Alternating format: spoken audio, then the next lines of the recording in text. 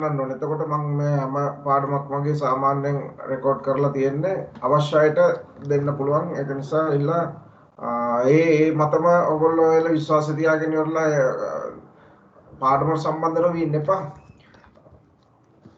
හරිද? ඒ මොනවා හරි ගැටලුවක් නිසා සම්බන්ධ වෙන්න බැරි වුණොත් එහෙම ඒක සම්බන්ධ වෙලා වැඩ අඩුපාඩු සම්පූර්ණ කරගන්න පුළුවන්.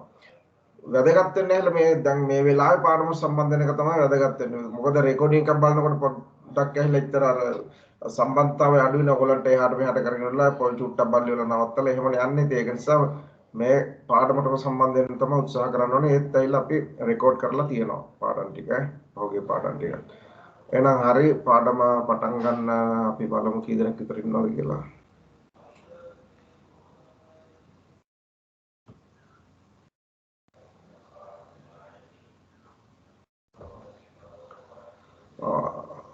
හරි එහෙනම් ඇහිලා අපි පාඩම කරගෙන යමු. දැන් කරපු පාඩම තමයි මොනවා හරි මට තව කියන්න කරුණු කීපයකුත් මතක් වෙලා මම කියන්නම් මේ විනාඩියක් ඉන්න.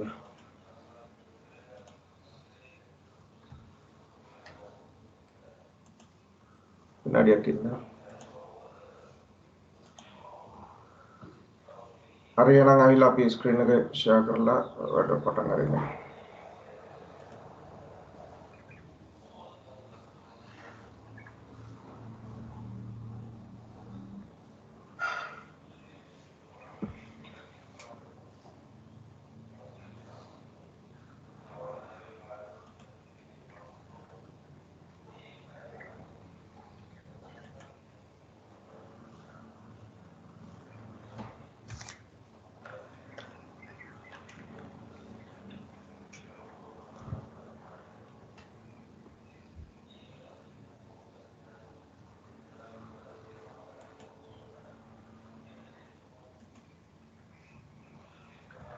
දා අපි සාකච්ඡා කළේ රසායනික ගණනය එහෙම නැත්නම් මූලද්‍රව්‍ය හා සංයෝග ප්‍රමාණනය කියන පාඩම තමයි සාකච්ඡා කළේ දැන් දවස් දෙකක් තිස්සේ. අපි වැලියු දවස් දෙකෙන් අවසන් කරන්න තමයි මුලින්ම උත්සාහ කළේ ඇහිලා ඒක බැරුණා. මොකද මේ පාඩම නිකන් එහෙම වටින් ගොඩින් ගිහිල්ලා හරියන්නේ නැහැ. හරියට අවබෝධයක් තියෙන්න ඕන නිසා. මූලද්‍රව්‍ය මම පොඩ්ඩක් ආයෙ සාරාංශගත කිරීමක් කරන්නම්. සහ සංයෝග අපිට පුළුවන් ඒක මැනගන්න කොච්චර ප්‍රමාණයක් තියනවාද කියන කාරණේ පිළිබඳව තමයි මෙතෙන් සාකච්ඡා කරන්නේ. ඒකට අපි ඒකකයක් හදාගත්තා. මොන ඒකකයට සාපේක්ෂවද මේක මනින්නේ කියලා. ඒකකයේ විදිහට අපි භාවිතා කරන්නේ මොකද්ද? කාබන් 612 සමස්ථානිකය. කාබන් පරමාණුවක් තමයි පාවිච්චි කරන්නේ. කාබන් පරමාණුවම නෙවෙයි. කාබන් පරමාණුවෙන් 12න් පංගුවක්. එතකොට අපි බලනවා කාබන් පරමාණුවෙන් 12න් පංගුවගේ කී ගුණයක්ද බලනවා අනිත් පරමාණු. ඒ අණු අපිට ඒ අනිත් හැම පරමාණුවටම අපි අගයක් දෙනවා. ඒක කාට සාපේක්ෂවද බැලුවේ? කාබන් 612 සමස්ථානික පරමාණු ස්කන්ධයට සාපේක්ෂව බලපු නිසා ඒක සාපේක්ෂ පරමාණු ස්කන්ධයක් වෙනවා. ඒ අනුව බලලා හයිඩ්‍රජන් වල සාපේක්ෂ පරමාණු ස්කන්ධය 1යි කියලා කියනවා. කාබන් වල 12යි, නයිට්‍රජන් 14යි, ඔක්සිජන් වල 16යි. හැම මූලද්‍රව්‍යයකටම සාපේක්ෂ පරමාණු ස්කන්ධය ගණනය කරලා තියෙනවා. එතකොට සාපේක්ෂ අණුක ස්කන්ධය ගැන එතෙන්ට ආවත් එහෙමයිලා මූලද්‍රව්‍ය පරමාණු වලින් තමයි අණු හැදිලා තියෙන්නේ. එතකොට අණුවක් හැදලා තියෙන එක පරමාණු වල නිසා ඒ එක පරමාණු වල ස්කන්ධ ටික එකතු කරා නම් හරියි. ඒ වුණත් ඒකේ අගේ ලබා ගන්න කොහොමද අපි කාබන් 612 සමස්ථානික පරමාණු ස්කන්ධයෙන් කී වගේ කී ගුණයක්ද කියලා බලනවා අණු ස්කන්ධය. ඉස්සෙල්ලා සූත්‍රයෙන් තමයි භාවිතා කරන්නේ. ඒ ආකාරයට ගත්තොත් එම් ගණනය කිරීම අපි කරන්නේ කොහොමද? ඒ එක පරමාණුවේ ස්කන්ධයන් කීයක් තියෙනවද කියලා බලලා ඒ ටික එකතු කරලා තමයි එilla සාපේක්ෂ අණුක ස්කන්ධය ගණනය කරන්නේ. උදාහරණ වශයෙන් ජලයේ සාපේක්ෂ අණුක ස්කන්ධය ගණනය කරන්නේ ජලය තුල හයිඩ්‍රජන් පරමාණු දෙකක් තියෙන නිසා එක්වරක් දෙකක් සහ එකට එකතු කරනවා 16ක් එකතු කරලා 18ක් විදිහට සාපේක්ෂ අණුක ස්කන්ධය ගන්නවා. ඒක අපි එදා කරපු කොටස වුණා. ඊට පස්සේ මෞලය කියන අදහසකට ආවා. මෞලයක් කියලා කිව්වේ අපි අර්ථ දැක්වීම ඔයගොල්ලෝ වෙනම අවබෝධයක් ලබා ගන්න. අර්ථ දැක්වීමට වඩා මේ අවබෝධය තමයි වැදගත් වෙන්නේ. මෞලයක් කියන්නේ කොච්චරද කියලා ගත්තොත් එහෙම අපි සාපේක්ෂ අණුක ස්කන්ධ එහෙම නැත්නම් සාපේක්ෂ පරමාණු ස්කන්ධයට සමාන ස්කන්ධයක් ගන්නවා ග්‍රෑම් වලින් කියනවා ග්‍රෑම් මෙච්චරයි කියලා. උදාහරණ වශයෙන් ගත්තොත් එහෙම මේ යකඩ එන ටිකක් ගන්නම්කො මම ගානටම ඉන්න එදානම් අපි ටිකක් මැන්න. හරිද? මෙතන තියෙනවා යකඩ පේනවා ඇති. පේනවද?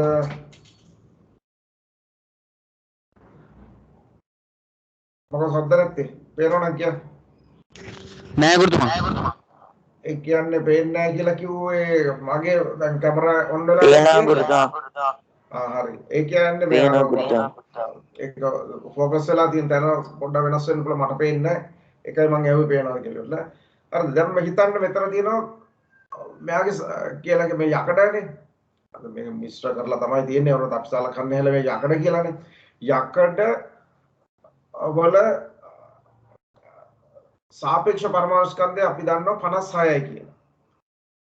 සාපේක්ෂ පරමාණු ස්කන්ධය 56යි. මා ළඟ තියෙනවා 56ක් ග්‍රෑම් 56ක් යකඩ. එතකොට මම ගත්තේ සාපේක්ෂ පරමාණු ස්කන්ධයට සමාන ස්කන්ධයක් ග්‍රෑම් වලින්. ඒ කියන්නේ ග්‍රෑම් 56ක් තියෙනවා නම් මා ළඟ මවුල කීයක් තියෙනවද කියලා ඉවරලා එදා අපි බැලුවා. එහෙනම් මවුල කීයක් තියෙනවද? යකඩ මවුල එකක්. යකඩ මවුලයක් තියෙනවා. මොකද මම එයාගේ සාපේක්ෂ පරමාණු ස්කන්ධයට සමාන ස්කන්ධයක් ග්‍රෑම් වලින් ගත්තා. යකඩ මවුලයක් තියෙනවා. මම මේකෙන් 56න් භාගයක් අයින් කළොත් එහෙමද දැන් මා ළඟ තියෙන යකඩ මවුල භාගයයි කියලා කියනවා. මේකෙන් තවත් භාගයක් අඩු කරොත් එහෙමද යකඩ මවුල කාලයි කියලා කියනවා. මම අර වගේම තවත් ප්‍රමාණයක් ගත්තොත් එහෙම යකඩ ප්‍රමාණයක් ගත්තාම දැන් මවුල ඉස්සෙල්ලා 56 නම් ඒ වගේ 56 වගේ දෙකක් ගත්තා නම් මවුල දෙකක් තියෙනවා කියලා ඉවරලා කියනවා. දැන් මා ළඟ මවුල දෙකක් තියෙනවා යකඩ මවුල දෙකක්. හරිද? ආයේ මවුලයක් කියලා කියන්නේ 56ක් ආයේ එතෙන්ට බෑග් එකට දැම්ම නම් එහෙම මා ළඟ තව මවුලයක් ඉතුරුලා තියෙනවා. නෝම සාමාන්‍ය විදියට මේක හිතුවොත් එහෙම එච්චර අවබෝධයක් වෙන්නේ නැහැ. ඒ අනුව ගත්තාම කාබන් වල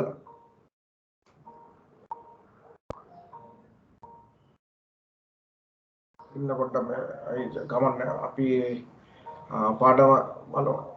චුට්ටක් ඉන්න මේ කෝල් එකක් කරනවා ළමයට පාඩම සම්බන්ධ වෙන්න ඕන ආපිරොන් දාන්න චුට්ටක් ඉන්න.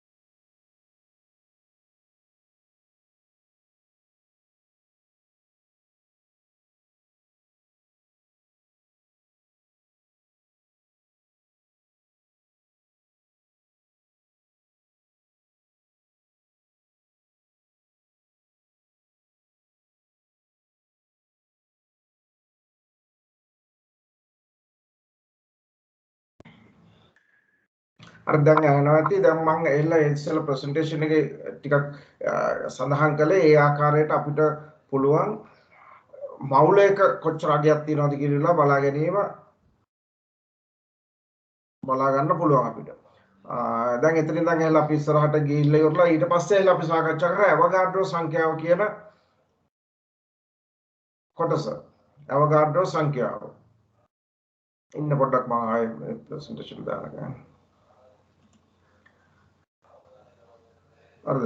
අණුවලත් අර ඉස්සෙල්ලා වගේම අවගාඩ්‍රෝ සංඛ්‍යාවට આવත් එම අවගාඩ්‍රෝ සංඛ්‍යාවෙන් කිව්වේ මොකද්ද? මවුලයක ප්‍රමාණයක්. උදාහරණ වශයෙන් ආයෙ ගත්තොත් එම මම යකඩ ග්‍රෑම් 56ක් ගන්නවා. යකඩ ග්‍රෑම් 56ක් ගත්තාම දැන් මාළඟ යකඩ ග්‍රෑම් 56ක් තියෙනවා. එහෙනම් මවුලයක් තියෙනවනේ. එන්නේ මවුලය තුල එන යකඩ ඒ මවුලය තුල යකඩ හැදිලා තියෙන මොනවද? යකඩ පරමාණු වලින්නේ. මම යකඩ පරමාණු ගණන් කළොත් එහෙම 1 2 3යි කියලා වල ගණන් කරගෙන ගියොත් එහෙම යකඩ පරමාණු මට සංඛ්‍යාවකින් ලැබෙනවා මෙන්න මේ මවුලය තුල යකඩ පරමාණු කොච්චරක් තියෙනවා කියලා අපිට කියන්න පුළුවන්ද? මේ මවුලය තුල යකඩ ග්‍රෑම් 56යි මවුලයයි මවුලය තුල පරමාණු කොච්චර තියෙනවද ගන්න බලන්නකෝ මේ යකඩ අනේක පරමාණු කොච්චර තියෙනවද කියලා ලොකු ප්‍රමාණයක් තියෙනවානේ. එහෙනම් එහෙල මම ගණන් කරොත් එම ලොකු සංඛ්‍යාවක් ලැබෙන්න ඕනේ. ඒ ලොකු සංඛ්‍යාව අපි හඳුනනවා මොන සංඛ්‍යාව කියලාද? අවගාඩ්‍රෝ නියතය කියලා කියනවා. ඒ කියන්නේ 6.02 වැඩි කිරීම 1023 වෙනි බලයේ ප්‍රමාණයක යකඩ පරමාණු ප්‍රමාණයක් මේ තුල තියෙනවා. ඒ කියන්නේ අති විශාල සංඛ්‍යාවක පරමාණු සංඛ්‍යාවක් තියෙනවා. හරිද? එහෙනම් මවුලයක තියෙන පරමාණු සංඛ්‍යාව තමයි අපි හඳුන්වන්නේ අපිට කියන මවුල එකක තියෙන පරමාණු සංඛ්‍යාව සමානයි 6.02 වැඩි කිරීම 1023 ප්‍රමාණයක පරමාණු සංඛ්‍යාවක් තියෙනවා මේ තුල. මම තව මවුලයක් දැම්මොත් එහෙම යකඩ මවුල යක් මේකට දැම්මොත් එහෙම තව ග්‍රෑම් 56ක් දැම්මොත් එහෙම මවුල එකක් දැම්මම තවත් එතකොට අවෝගාඩ්‍රෝ සංඛ්‍යාව වගේ දෙගුණයක් ලැබෙනවා. එකෙන් මම ආයේ මවුලයක් අයින් කරොත් එහෙම ඇවිල්ලා අර ආයේ මගේ අතේ තියෙන අවෝගාඩ්‍රෝ සංඛ්‍යාවට සමාන පරමාණු සංඛ්‍යාවක් තමයි මගේ අතේ තියෙන්නේ. ඒකෙන් තවත් භාගයක් අයින් කළොත් එහෙම 56න් භාගයක් අයින් කළොත් 56 කියලා ගත්තේ මෙයාගේ සාපේක්ෂ පරමාණු ස්කන්ධයට සමාන ස්කන්ධයක්. ඒ 56න් භාගයක් ගත්තා කියලා කියන්නේ මවුල භාගයක් අයින් කරනවා. මවුලයක තියෙනවා නම් එලා 6.0.222 වැඩි කිරීම 10 23 වෙනි බලයේ ප්‍රමාණයක පරමාණු සංඛ්‍යාවක් මවුල භාගයක තියෙන පරමාණු සංඛ්‍යාව සමානයි අර ඉස්සෙල්ලා ඒ සංඛ්‍යාවෙන් භාගයක්. ඒක අපි මේ දා සාකච්ඡා කරපු කොටස මේ කියන්නේ. ඒකේ මොනවා හරි ගැටලු තියෙනවද කියන්නකෝ. නෑ ගුරුතුමා. ඈ නෑ ගුරුතුමා. ගැටලු තියෙන කෙනෙක් ඉන්නවනම් එහෙලා කියන්න ඕනේ ඇවිල්ලා. දැන් මේක අවබෝධ කරගෙන යන්න අවශ්‍ය නිසා. එතකොට ඒ අනුව අපි කියනවා මේ පරණ මෙතන මේ එදා අපි සාකච්ඡා කරපු උදාහරණ වල තියෙනවා කාබන් ග්‍රෑම් 12ක් ගත්තොත් එහෙම කියනවා කාබන් පරමාණු මවුල 1යි කියලා කියනවා. මවුල 1යි. ඒ මවුල එක තුල 6.0.222 වැඩි කිරීම 10 වෙනි බලයේ ප්‍රමාණයක් පරමාණු සංඛ්‍යාවක් තියෙනවා. එහෙනම් අපි දැන් මවුල ගාන හොයන්නත් දන්නවා පරමාණු ගාන හොයන්නත් දන්නවා. ওই දෙක විතරයි මේ පාඩමෙන් ඉතින් ඔයගොල්ලෝ දැනගන්න ඕනේ. මූලික වශයෙන්. ওই දෙක දන්නවනම් අනිත් අහන පොඩි පොඩි ප්‍රශ්න වලට උත්තර ලියන්න පුළුවන්. මවුල ගාන කොච්චරක්ද කියලා හොයාගන්න පුළුවන් වෙන්න ඕනේ. ඒ වගේ මේ මවුල ගාන තුල තියෙන පරමාණු ගාන. එතකොට මේ දෙක විතරයි අවශ්‍ය වෙන්නේ. අවබෝධය ලබා ගැනීම. දැනට ඒ අවබෝධය තියෙනවා නම් බොහොම වැදගත් වෙනවා. එතකොට එක මවුලයක දන්නවනම් මවුල භාගයක හොයන්න පුළුවන්. එක මවුලයක දන්නවනම් මවුල ඕනෑම ගානක හොයන්න පුළුවන් 10ක 15ක උනත් අගයන් දුන්නොත් එම ඔය මේ හැකියාව තියෙනවා. ඒකට පොඩි අභ්‍යාසයක් එදා දුන්නා. එතකොට අපි නැවැත්තිය කොතනින්ද මෙන්න මෙතන. ඒ කියන්නේ 90ක මෙතන කියනවා එසේම අණු ලෙස පවතින ද්‍රව්‍යවල. අපි හැමින් කරමු අද කොටස අණු ලෙස පවතින ද්‍රව්‍යවල. ඒ කියන්නේ අණු ලෙස පවතිනවනේ දැන් හයිඩ්‍රජන් ගත්තොත් එම අණු විදිහට පවතින. ස්වභාවිකව හයිඩ්‍රජන් එක පරමාණුවක් තියෙනකොට එයත් එක්ක තව පරමාණුවක් එකතු වෙලා හයිඩ්‍රජන් අණුවක් විදිහට තමයි පවතින්නේ. උදාහරණ වශයෙන් මේ මාක පෙන් දෙක මම සැලකුවොත් එහෙම හයිඩ්‍රජන් පරමාණුවක් විදිහට තව හයිඩ්‍රජන් පරමාණුවක් එකතු වෙච්ච එකේ දෙන්න එකතු වෙලා හයිඩ්‍රජන් අණුවක් විදිහට පවතින. හරිද? දැන් මේ අණුවට ස්කන්ධයක් ලැබෙනවා නම් එහෙලා ඒ ස්කන්ධය මේ පරමාණු දෙක නිසාම ලැබෙන ස්කන්ධයක් වෙනවා. හරිද? එතකොට මෙයාගේ අපි දන්නවා සාපේක්ෂ අණුක ස්කන්ධය කොච්චරද කියලා එකක එහෙනම් දෙකක සාපේක්ෂ අණුක ස්කන්ධය දෙකක ස්කන්ධය ගත්තොත් එහම අපිට ලැබෙන අණුවේ ස්කන්ධය කොච්චරද කියලා. ඒ කියන්නේ හයිඩ්‍රජන් ග්‍රෑම් දෙකක් ගත්තොත් එහෙම ඒ කියන්නේ මවුලයක්නේ. හයිඩ්‍රජන් මවුලයක් තමයි මේ අර මම කියන දේ අහගෙන දින්නේ.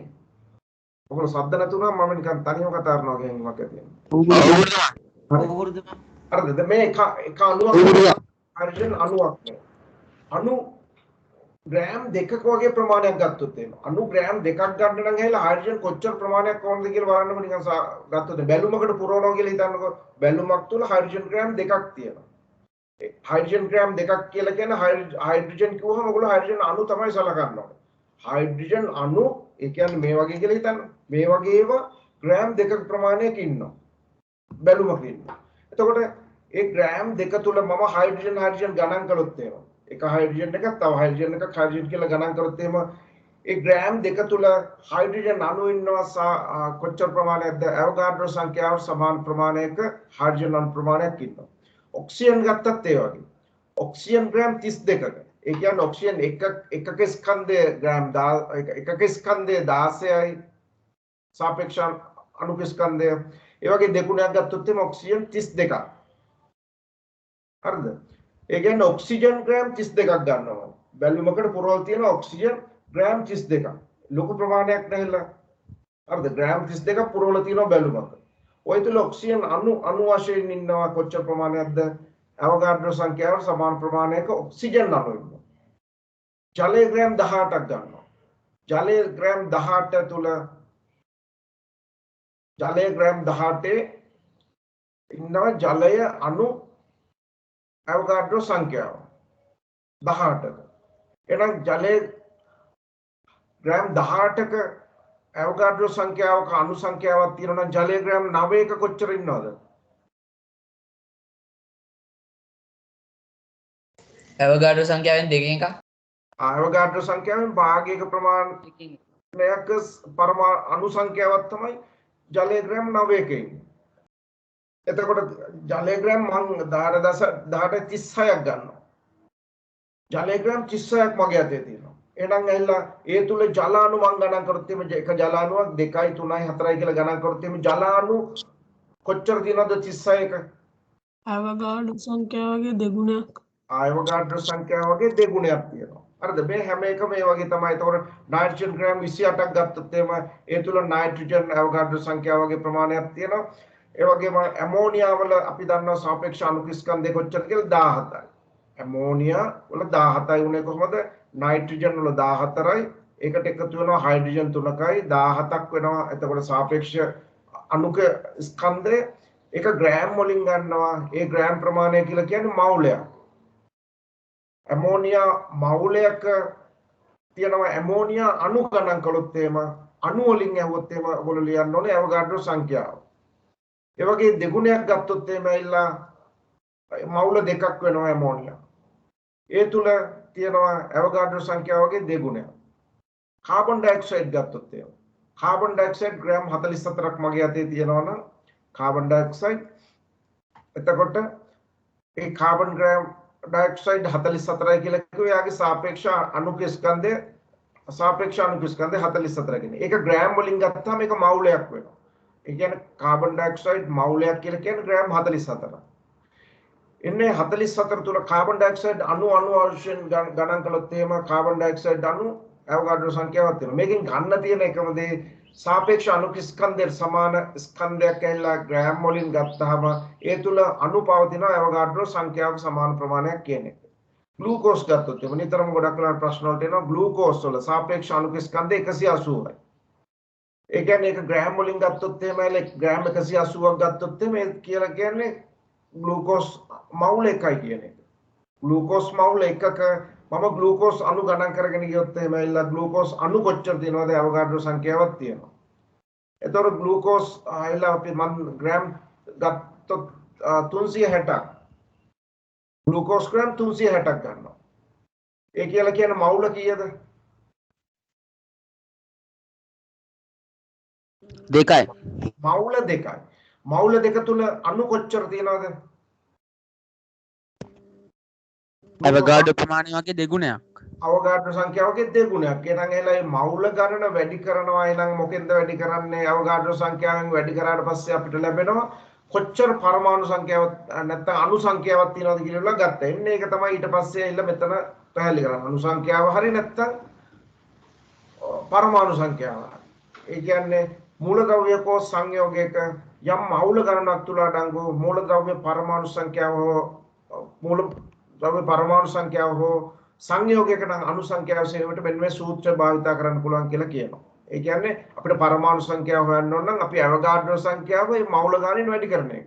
අපි සූත්‍ර භාවිත නොකර මේ කලින් කළ මේ අවබෝධය තුලින් ඔයගොල්ලෝ මේ ප්‍රශ්න වලට උත්තර දුන්නේ. අවබෝධ කරගන්න. එහෙම නැත්නම් එහෙල මේ සූත්‍රය මතක තියාගෙන ඉඳලා සූත්‍රය අසුනොත් කියන්න පුළුවන්. පරමාණු සංඛ්‍යාව කොච්චරද කියලා අහුවොත් එහෙම නැත්නම් අණු සංඛ්‍යාව කොච්චරද අහුවොත් එහෙම අර ලොකු සංඛ්‍යාව වෙන්න ඕනේ. ලොකු සංඛ්‍යාව කියලා කිව්වේ අවගාඩ්‍රෝ නියත. කොච්චර ප්‍රමාණයකද කියලා බලන්න මවුල ගානින් වැඩි කරනවා. හරිද? මේ උදාහරණ වශයෙන් මෙන්න මේ ගාන අපි හදමුකෝ මෙතන. කාබන් මවුල 4ක ඇති පරමාණු සංඛ්‍යාව. හරිද? ඔන්න කාබන් මවුල 4ක ඇති පරමාණු සංඛ්‍යාව අහන්නේ. මවුල ගාන දීලා තියෙනවා. මවුල ගාන දීලා තියෙනවා මේකේ. මවුල ගාන දීලා තියෙනවා නම් එහෙලා අවගාඩ්‍රෝ සංඛ්‍යාව තියෙනවා මවුල එකක. කාබන් මවුල එකක් ගත්තොත් එහෙම ඒ තුල කාබන් පරමාණු කොච්චර තියෙනවද? අවගාඩ්‍රෝ සංඛ්‍යාවක් තියෙනවා. කාබන් පරමාණු අවගාඩ්‍රෝ සංඛ්‍යාව. මවුල 4ක නම් ඒ අවගාඩ්‍රෝ සංඛ්‍යාව 4ෙන් ගුණ කරන එක තමයි තියෙන්නේ. ඔයගොල්ලන්ට මේ සූත්‍රය දාලත් පුළුවන් ය. එහෙම නැත්නම් වගන්ති ලියලත් පුළුවන් කියන එක තමයි මේ ක්‍රම දෙකකට මෙතන දක්වලා තියෙන්නේ. මෙතන මුලින්ම කියනවා පළවෙනි ක්‍රමෙන් කාබන් මවුල එකක. කාබන් මවුල එකක් කියන්නේ ග්‍රෑම් 12ක. ඒ අදහස තියාගන්න ඕනේ. ඇති පරමාණු සංඛ්‍යාව තමයි කියන්නේ. එහෙනම් මවුල එකක පරමාණු සංඛ්‍යාව කොච්චරද? අර ලොකු සංඛ්‍යාව. 6.0222 1023. මවුල 4ක බලන්න ඇවිල්ලා ඒ ගාන 4ෙන් ගුණ කළාට පස්සේ අපිට ලැබෙනවා මෙන්න මේ අගය. හරිද?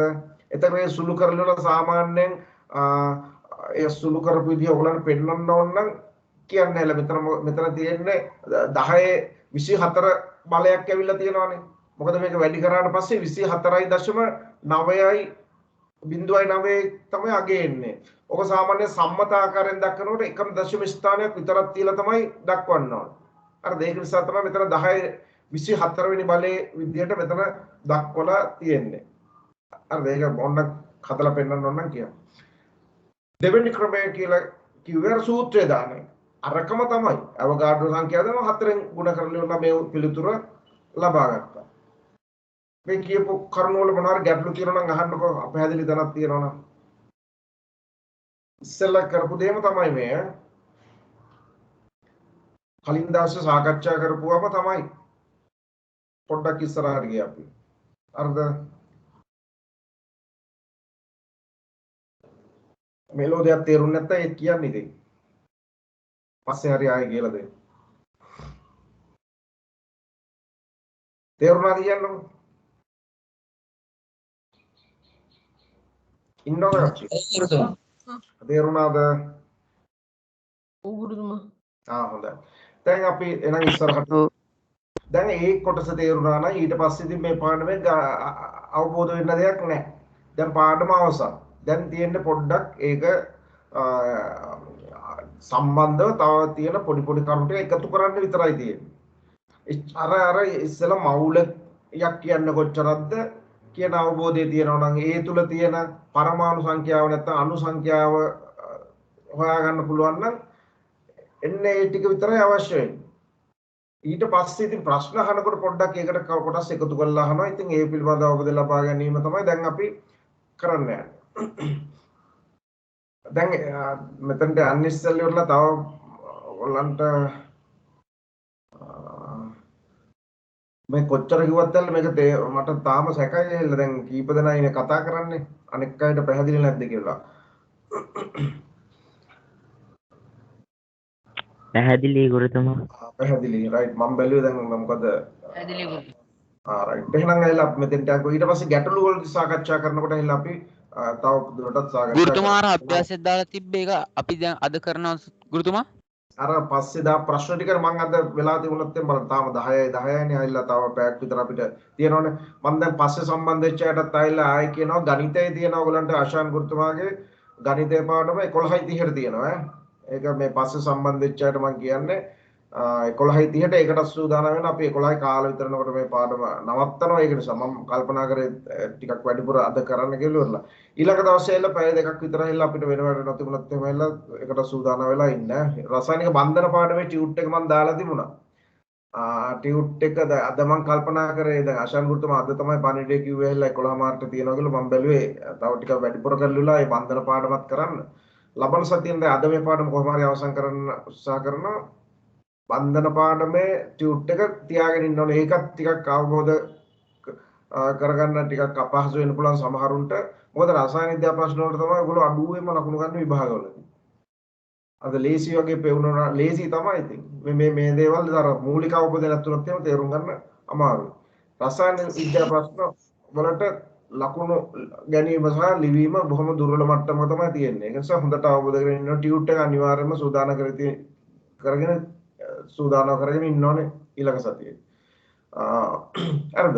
ඔන්න දැන් අපි බලන්න යන මෞලික ස්කන්ධය. කියන්නේ මොකක්ද කියන්නේ? අමුතු දෙයක් නෙමෙයි. යම් ද්‍රව්‍යයක. මේ මූල ද්‍රව්‍යයක් කියමුකෝ. මෞල එකක ස්කන්ධය.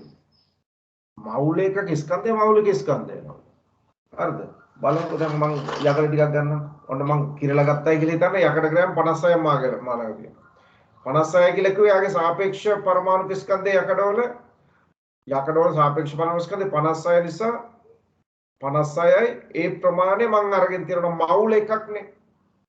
මෞල එකක ස්කන්ධය කොච්චරද මෙතන? ස්කන්ධය ග්‍රෑම් 56යි. ග්‍රෑම් 56යි. හරිද? එහෙනම් යකඩ මෞල එකක ස්කන්ධය එහෙනම් මම ග්‍රෑම් 56යි කියලා කියනවා. ග්‍රෑම් 56යි. කොච්චරකට ස්කන්ධයද බැලුවේ? එක මෞලයකට.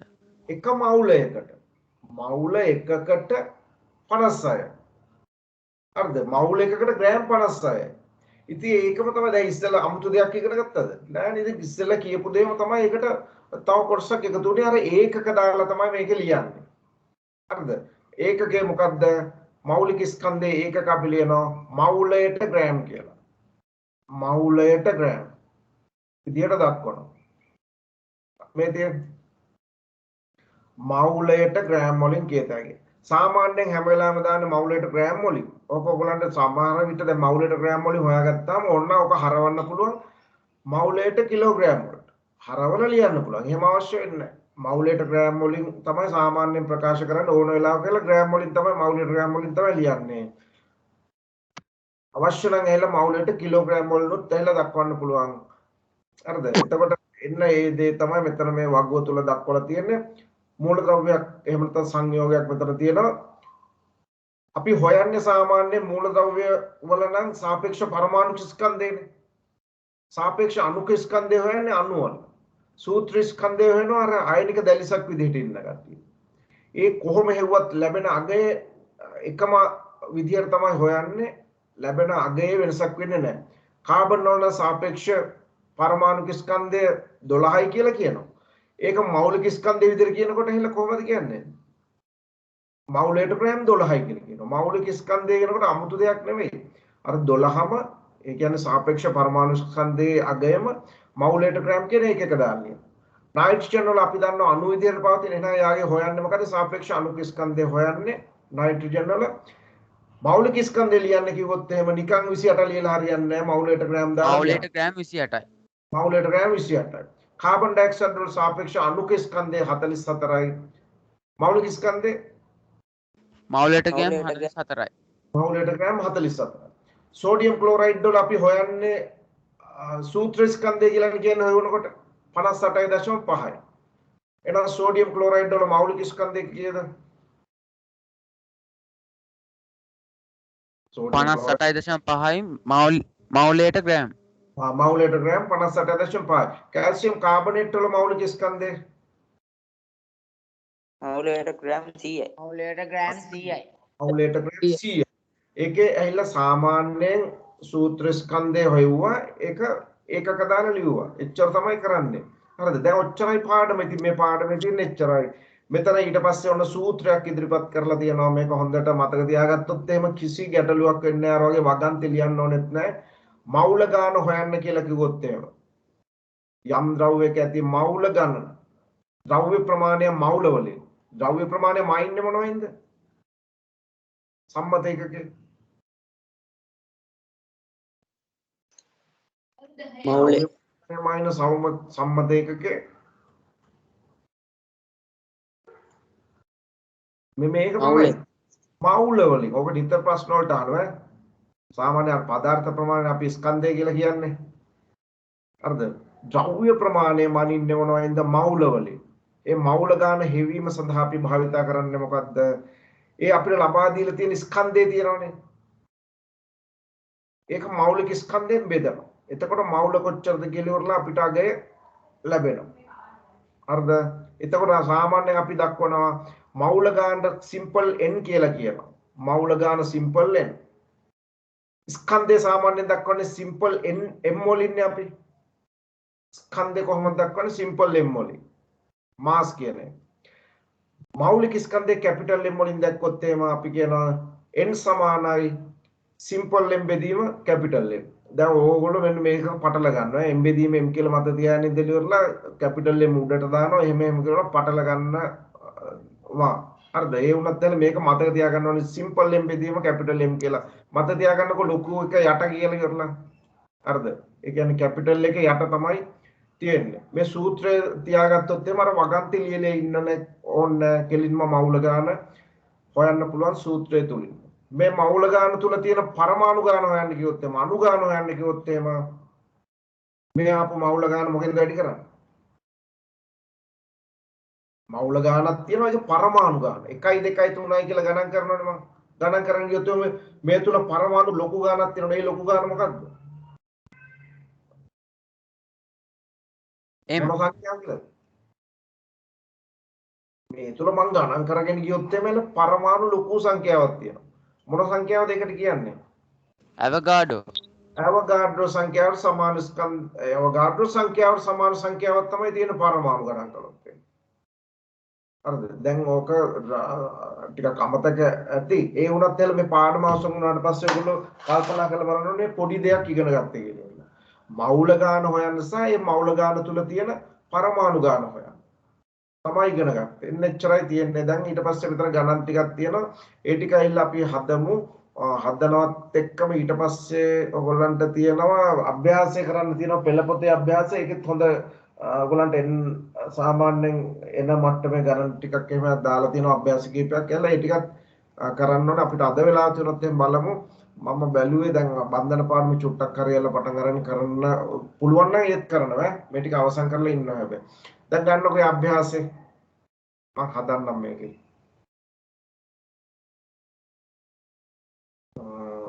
කොහොමද? දැන් මම මේ බෝඩ් එක පේනවද කියලා බලන්නකො ලොකුවට පේන්නේ නැද්ද කට්ටියට? ඔයගලන්ට පේනවද ලොකුවට නෑ?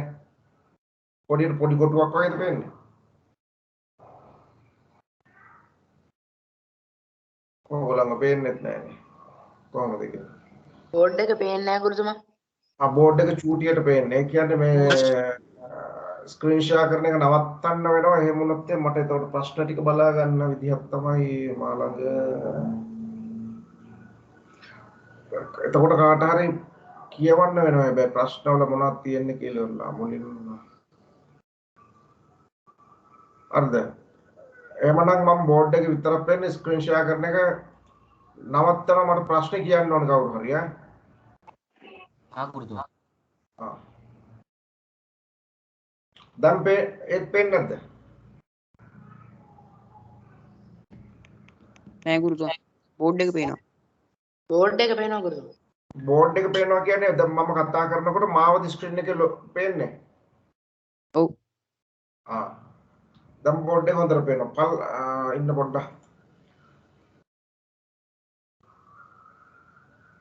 දැන් බෝඩ් එක පේනවා රයිට්. මම දැන් ස්ක්‍රීන් ෂෙයා වෙලා නැහනේ. මට මේක බලා ගන්න පුළුවන් ස්ක්‍රීන් එකෙන් ඈ. නෑ ගුරුතුමා. රයිට්. ඔයගොල්ලන්ට පේන්නේ නැත්තම් මොනවා හරි ගැටලුවක් තියෙනවා නම් කියන්න ඕනේ. රයිට්. බලන්න මුලින්ම මෙතන කියනවා ඔයගලන්ට හදන්න පුළුවන් හැබැයි කැල්සියම් මවුල 5ක අඩංගු පරමාණු සංඛ්‍යාව කැල්සියම් වල තමයි ඔයන්න කියලා මවුල 5ක පරමාණු සංඛ්‍යාව අහන්න මේ දැක්ක හැටි කියතයි අපි මෙයා ගන්නවා මෙතන දීලා තියෙනවනේ CA සමානයි 40යි කියලා තියෙනවා නම් එයාගේ සාපේක්ෂ පරමාණු ස්කන්ධය තමයි දීලා තියෙන්නේ අපි එහෙනම් මේ දේ දැක්කාම හිතා ගන්නවා කැල්සියම් සමානයි 40 කියලා දුන්නා නම් මෙයාගේ එක මවුලයක් ගත්තොත් එහෙම ග්‍රෑම් 40ක් කියන්නේ මවුලයක් කියලා ඔයගොල්ලෝ කල්පනා කරලා බලන්න ඕනේ. මේවා ඔය ගානට එච්චර වුණා වෙන්නේ නැහැ. ඒත් නිකන් අවබෝධය තියාගන්නවා. අහන්නේ මොකක්ද? කැල්සියම් මවුල 5ක අඩංගු පරමාණු සංඛ්‍යාව. පරමාණු ගානක් කියවනම් එල මේ කැල්සියම් මවුලයක් මා ළඟ තියෙනවා නම් ඒ මවුලයක පරමාණු කොච්චර සංඛ්‍යාවක් තියෙනවද? මවුල එකක මම ගණන් කරගෙන ගියොත් එහෙම පරමාණු සංඛ්‍යාවක් කියවොත් මර සංඛ්‍යාව වෙන්න ඕනේ. මවුල ගාන නෙවෙයි යන්නේ. පරමාණු සංඛ්‍යාව. හරිද? ක්‍රම දෙකකට හදන්න පුළුවන් අපි ගන්නවා කැල්සියම් මවුල එකක පරමාණු. මවුල එකක පරමාණු. කොච්චරක් තියෙනවද 6.02 වැඩි කිරීම 10 23 මවුල එකක පරමාණු එකක දන්නව නම් කොච්චරද හොයන්න තියෙන්නේ එකක දන්නව නම් දැන් මවුල කීයකද හොයන්න කියලා කියන්නේ එකක මවුල එකකනේ දීලා තියෙන්නේ අපි දන්නේ මවුල කීයක හොයන්න ඕනද පහක හොයන්න තියෙන්නේ මම හිතන්නේ ඔයගොල්ලන්ගේ පොත් අතර නැති නිසා තමයි ගැටලුව වෙන්නේ දැන් මගේ මේකේ තිබුණා වුණාට වෙනමනේ දීලා තිබ්බේ එකනේ ෆෝන් එක අරගෙන හරියට බලන්න හැල මවුල 5ක අහලා තියෙනවා මවුල එකක දන්නව නම් හැල කැල්සියම් මවුල 5ක පරමාණු කොච්චර එනවද කියලා අපි කොහොමද බලන්නේ 6.02 වැඩි කිරීම 10 23 වැඩි කරනවා 5 5න් වැඩි කරනවා 5න් වැඩි කරාට පස්සේ මේ 5න් මම ගුණ කරනවා 5 වර 2 10න් බිඳුව එකක් ඉතුරුයි 5 වර 2 10 1 11යි එකක් ඉතුරුයි. ඒක එතෙන්ට දානවා. ඊට පස්සේ 4 5 30යි. වැඩි කිරීම 10 23 වෙනි බලය ප්‍රමාණයක පරමාණු සංඛ්‍යාවක් එනවා. හරිද? දැන් මෙතන තියෙන 30.11 කියලානේ. 30.11. මම මොකද කරන්නේ? මෙතන 30 කියන එක සම්මත ආකාරයෙන් දක්වනකොට මම 3.0.11 විදිහට මේක මම වෙනස් කරගන්නවා. මෙතන පූර්ණ සංඛ්‍යාව මේ දශම ස්ථාන මෙතෙන්ට ගේනවා. 3.0.11 කියලා කියන්නේ මෙතන මොකද උනේ 10කින් බෙදුවා වගේ නේ. මෙතන 10න් බෙදුවා නම් ඇහිලා ඒ සංඛ්‍යාවට වෙනසක් නොවෙන්න නම් ඇහිලා මෙතන 10කින් වැඩි වෙන්න ඕන. 10 24 වෙනි බලය විදිහට හදාගන්නේ අපි ওই විදිහට. මේ සුළු කිරීම මෙතන තියෙන්නේ. මෙතන දශම ස්ථානේ මෙතෙන්ට ගෙනාව නම් ඇහිලා මෙතන අගයකින් වැඩි වෙන්න ඕන. එතකොට තමයි සංඛ්‍යාවට වෙනසක් නොවෙන්නේ. හරිද? මේ හෙව්වේ මොකද්ද එතකොට? කැල්සියම් මගුල 5ක පරමාණු කොච්චරද? ගුරුතුමා ඔව්. ගුරුතුමා ඔහොම ගානකවත් ඒක සුළු කරන්නත් ඕනද? සුළු කරන්න ඕගොල්ලන්ට ඉන්න සාමාන්‍ය මේ වගේ බහුවර්ණ ප්‍රශ්නයක් ආවොත් මේක සුළු සාමාන්‍ය සම්බන්ධතාවය දන්නවද කියලා බලන්න මේ වගේ ಗುಣ කරන සයිස් එකේ නවත්තනේම තමයි සාමාන්‍යයෙන් තියෙන්නේ. මේ විදිහට තිබුණා කියනවා ලකුණු අඩු කරන්න බෑ ඉතින්. මේක උත්තරේ විදිහට තිබුණා කියලා ඉවරලා. ඒ වුණත් එල අපි සම්මත ආකාරයෙන් තියලා තියෙන එක තමයි සම්මත ක්‍රමයේදී. හරිද? ඒක නිසා මේ විදිහට තිබුණත් ලොකු ගැටලුවක් වෙන්නේ නැහැ. ඒ වුණත් එල හුරු වෙන්න ඕනේ. මේ ආකාරයට සම්මත ආකාරයෙන්ම තියන. සම්මත ආකාරයෙන් ලියන ආකාරය ගණිතයේ දිගටගෙන තියනවා මම හිතන්නේ පොඩි පන්ති වල නේ. හරිද? ඒක ඇත්තට ගැටලුවක් කරගන්නපුවා මේ ක්‍රමයේ දන්නවනේ හරි. ඔයගොල්ලන්ට මේ ගාන අහලා තියෙන මොකක්ද කියන අවබෝධය ලබා ගන්න තමයි මේ අභ්‍යාසය අපි කරන්නේ. ඊට පස්සේ බලන්න දෙවෙනි ගාන හැටියට තියෙනවා ෆෙරස් යකඩවල සාපේක්ෂ පරමාණු ස්කන්ධය 56 නම් මෞලික ස්කන්ධය කොපමණද කියලා අහනවා. සාපේක්ෂ පරමාණු ස්කන්ධය 56. අහන්නේ මෞලික 56යි මවුලයට ග්‍රෑම්. ඒක කියන්නේ අමුතු දෙයක් නෙමෙයිනේ. පරමාණු ස්කන්ධය දිහා තියෙනවා නම් එල්ල අපි ඔක කොහොමද මෞලික ස්කන්ධයක් විතර ලියන්නේ? මෞලයට ග්‍රෑම් 56 කියලා කියනවා. මෞලයට ග්‍රෑම් 56. හරිද? මේකේ විදිහට ලියත හැකියි. ඒක සරල කරන්නේ. ඊට පස්සේ කියනවා මැග්නීසියම් වල මෞලික ස්කන්ධය දීලා තියෙනවා. මැග්නීසියම් මෞලික ස්කන්ධය. කොච්චරද අපි දන්නවා මෞලික ස්කන්ධය කියවනම් මැග්නීසියම් වල සාපේක්ෂ පරමාණු ස්කන්ධය 24යි ග්‍රෑම් මෞලයට. මෞලයට ග්‍රෑම් 24යි. කොච්චරද කියලා. හරිද? ඊට පස්සේ අහනවා මැග්නීසියම් ග්‍රෑම් 10ක අඩංගු. ඔන්න ප්‍රශ්නය අහනවා. මැග්නීසියම් ග්‍රෑම් 10ක. මැග්නීසියම් ග්‍රෑම් 10ක අඩංගු පරමාණු මවුල සංඛ්‍යාව. අහන්නේ මොනවද? පරමාණු සංඛ්‍යාව.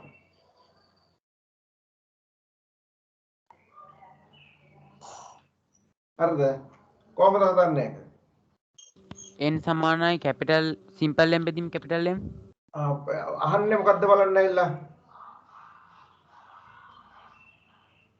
මවුල සංඛ්‍යාවනේ අහන්නේ නේ. පරමාණු සංඛ්‍යාවනේ මට මේ පොඩ්ඩක් මේක අර පේන අවුලක් තියෙනවා. මොකද්ද සමානයි යකඩ වැඩි කිරීම මවුල ගණන. අහන්නේ මොකද්ද කියන්නකෝ. මැග්නීසියම් වල ග්‍රෑම් 10ක මවුල සංඛ්‍යාව නේද අහන්නේ. මවුල සංඛ්‍යාව. මවුල සංඛ්‍යාව අහනවා නම් ඇවිල්ලා ඔයගලන්ට කෙලින්ම අර සූත්‍රය දාතේ. ඒකට නිතරම හුරු වෙන්න. n සමානයි m බෙදීම m. මවුල ගාන යවුවට. සිම්පල් m බෙදීම කැපිටල්. මවුල සංඛ්‍යාව කියලා කියන්නේ n කියන්නේ n හොයන්න තියෙන්නේ. m කියලා කිව්වේ කොච්චර සංඛ්‍යාවකද? ග්‍රෑම් 10ක. අපිට අවශ්‍ය ස්කන්ධය තමයි මෙතන තියෙන්නේ. 10යි ග්‍රෑම්. අපි දන්නවා මැග්නීසියම් වල මෞලික ස්කන්ධය කොච්චරද? 24යි මවුලයට ග්‍රෑම්. ග්‍රෑම් මවුලයට 24. දැන් මේක සුළු කරාට පස්සේ අපිට අගය ලැබෙනවා. මොකක්ද වෙන්න ඕනේ? 10 බෙදන්න ඕනේ 24. එතකොට බිඳුවයි 100ට කීයක් තියෙද? 3ක් වගේද? 2.4යි මවුල්. කීයද? නෑනේ මේ 24 ඒවා අවිල්ලා හතරක් තියෙනවා. හතරක් තියනවාද? හතරක් අතර 16 එකක් විතර හතරක් දෙකටගෙන නවයාරයි. කීයද? හතරක් තියෙනවා. හතරක් ගත්තොත් එහෙම 96 කරන 0.4යිනේ. තව දශම ස්ථානයට යන්න ඕනේ. අපිට මේක හදන ක්‍රමෙන් බලන්න ඕනේ. 0.4යි. දැන් බලන්න මේ ග්‍රෑම් වලට ග්‍රෑම් සමානව කැපෙනවා. මෙතන තියෙන්නේ මොකද්ද? මවුල යට කියලා ඍණයකේ බලය. උඩට ගියාට පස්සේ මවුල වෙනවා. එහෙනම් මවුල කොච්චරද? n සමානයි 0.4යි මවුල. මවුල 0.4යි. හරි නේද? ඒ කියන්නේ මැග්නීසියම් ග්‍රෑම් 10ක් කියලා කියන්නේ මවුල 0.4ක්. කියන එක. පැහැදිලි වුණාද? තේරුණා නැද්ද?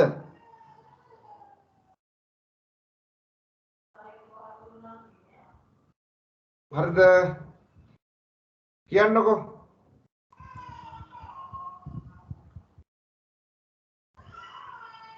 ඔයගොල්ලෝ ලියා ගන්නවද? ගුරුතුමා ඔව්.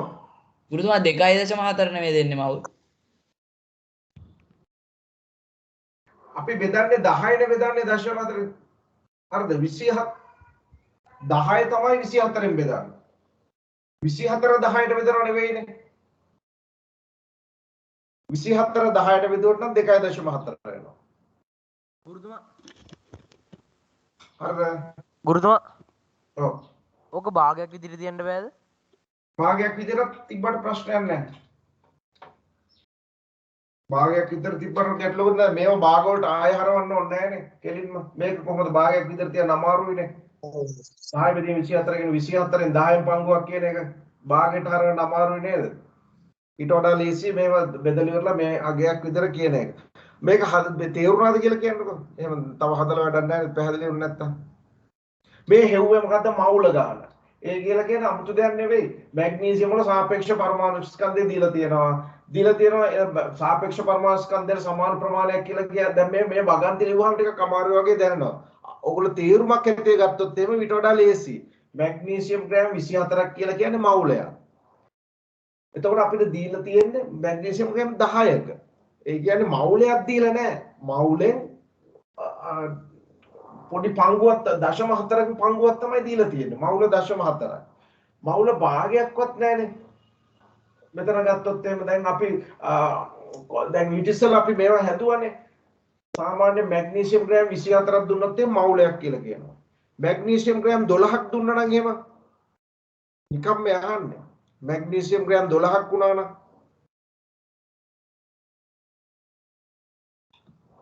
මැග්නීසියම් ග්‍රෑම් 24ක් කියලා කියන්නේ මවුලයක්. මගේ අතේ හිතන්නකො තියනවා කියලා ග්‍රෑම් 24ක්. ඒක මවුලයක්නේ. ඕකෙන් භාගයක් කරාට පස්සේ මවුල 0.5යි නේද? ඔව් ගුරුතුමා. ඔය ඉස්සෙල්ලා කිව්වනේ ඔයගොල්ලෝ. දැන් ඒකම තමයි මේ ලියලා හදන එක තමයි දැන් කළේ. දැන් ඊටත් වඩා ටිකක් අඩු ප්‍රමාණයක් තියෙන්නේ. මේ අවබෝධයෙන් හිතන්න. ග්‍රෑම් 10ක්. ග්‍රෑම් 12ට භාගයටත් වඩා ටිකක් අඩුවෙන් කියලා කියන්නේ 0.4යි.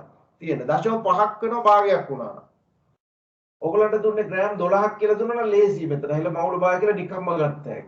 හරිද? දැන් මම හිතනවා පැහැදිලි වෙන්නේ නැති කියලා. ඊට පස්සේ තුන්වෙනි ගාන යනවා මැග්නීසියම් වල මෞලික ස්කන්ධය 24යි කියලා දීලා තිබ්බා. ඒකෙම ඇවිල්ලා එන්න ඒ ප්‍රමාණය තුල පරමාණු කොච්චර තියෙනවද කියලා අහනවා. පරමාණු සංඛ්‍යාව අහනවා. දැන් මෞල ගාන දන්නවා. හරිද? දැන් ඔයගොල්ලෝ දන්නවනේ මැග්නීසියම් ග්‍රෑම් 24ක් තිබුණා නම් පරමාණු කොච්චර තියෙනවද?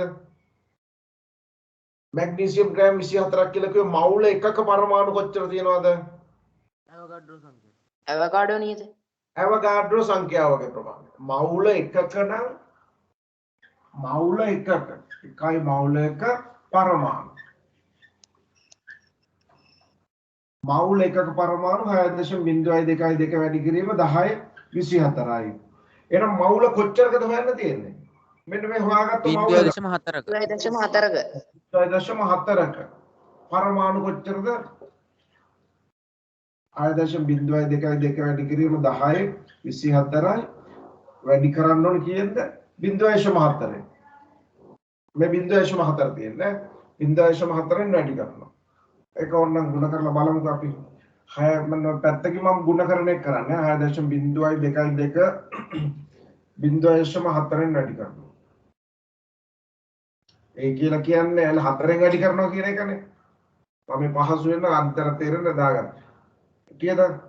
4 2 8යි. 8යි. බිඳුවයි. 4 27යි. දශම ස්ථාන කීයක් කරනවද එතකොට? මෙතන දශම ස්ථාන 1යි 1යි 2යි 3යි 4ක්. හරියට තේම 1යි 2යි 3යි 4යි. කීයද එන්නේ එතකොට? 2යි දශම 4යි බිඳුවයි 8යි 8යි 10යි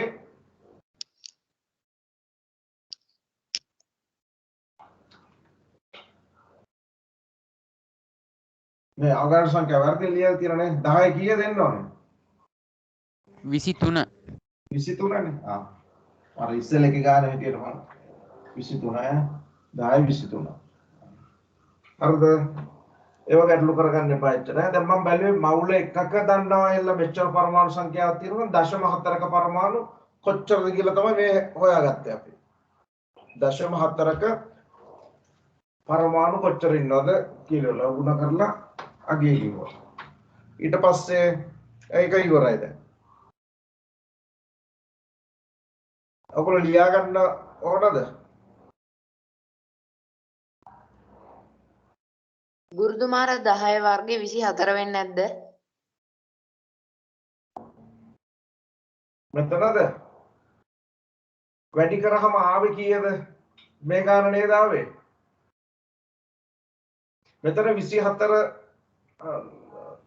වෙන්නේ නැහැ. මොකද දැන් වැඩි කරපු උත්තරේ හරිද කියන්නකෝ. ಗುಣ කරපු උත්තරේ මේක දෙන්නේ.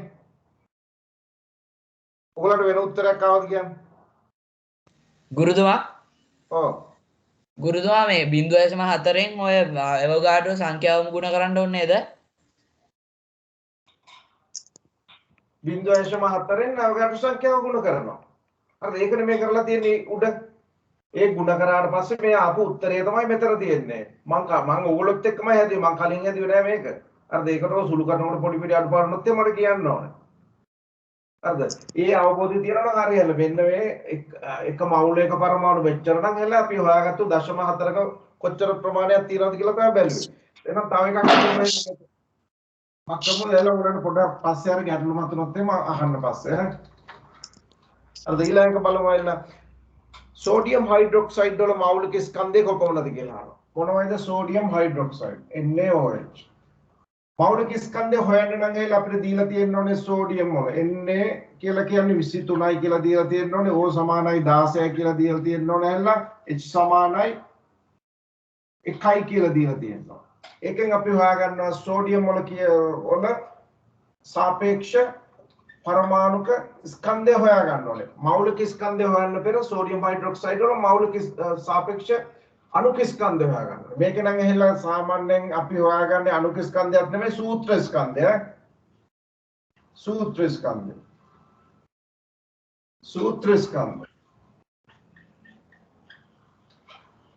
මේක අපි සාමාන්‍ය අණුක ස්කන්ධය කියලා කියන්නේ සූත්‍ර ස්කන්ධය. ඒ කොහොම හෙව්වත් හොයන්නේ මේකේ තියෙන මේ පරමාණු වල එකතුව තමයි අපි ගන්න. සෝඩියම් 23 මෙතන තියෙනවා 23යි එකතු වෙන්න ඕනේ 16යි 1 කීයක් එනවද එතකොට? 40ක් 40ක් වෙනවා. 40යි. මේ හෙව්වේ සූත්‍ර ස්කන්ධයනේ. සූත්‍ර ස්කන්ධය මෙච්චර නම් ඇහිලා අපිට අහන්නේ මොකද්ද? මෞලික ස්කන්ධය නේද? මෞලික ස්කන්ධ. මෞලික ස්කන්ධය කියන්නේ 아무ත එකක් නෙමෙයි මේකමනේ.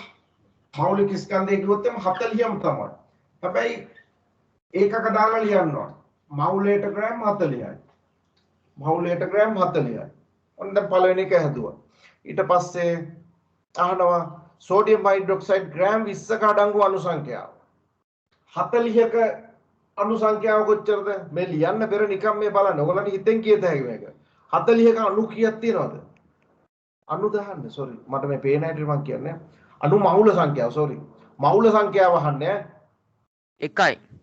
40ක් කියලා කියන්නේ මහුල 1යි. 40ක් කියන්නේ මහුල 1 නම් ඇහිලා 20ක් කියන්නේ මහුල කොච්චරද? දෙකෙන් එකක්. භාගයයි. වාගේ. 0.5. ඒක දැන් තේරෙනවා. ඒක තේරෙනවානේ. එහෙම තේරෙනවා. හැබැයි මේවට සූත්‍ර දැම්මම ටිකක් අපහැදිලි කරගන්න සමහරවල්. එතකොට දැන් ඇවිල්ලා අහන්නේ මවුල ගානනේ. හොඳට බලන්න ඕනේ මවුල ගානද පරමාණු සංඛ්‍යාවද? එහෙම නැත්නම් අණු සංඛ්‍යාවද කියලා. මෙතන අහන්නේ මවුල සංඛ්‍යාව.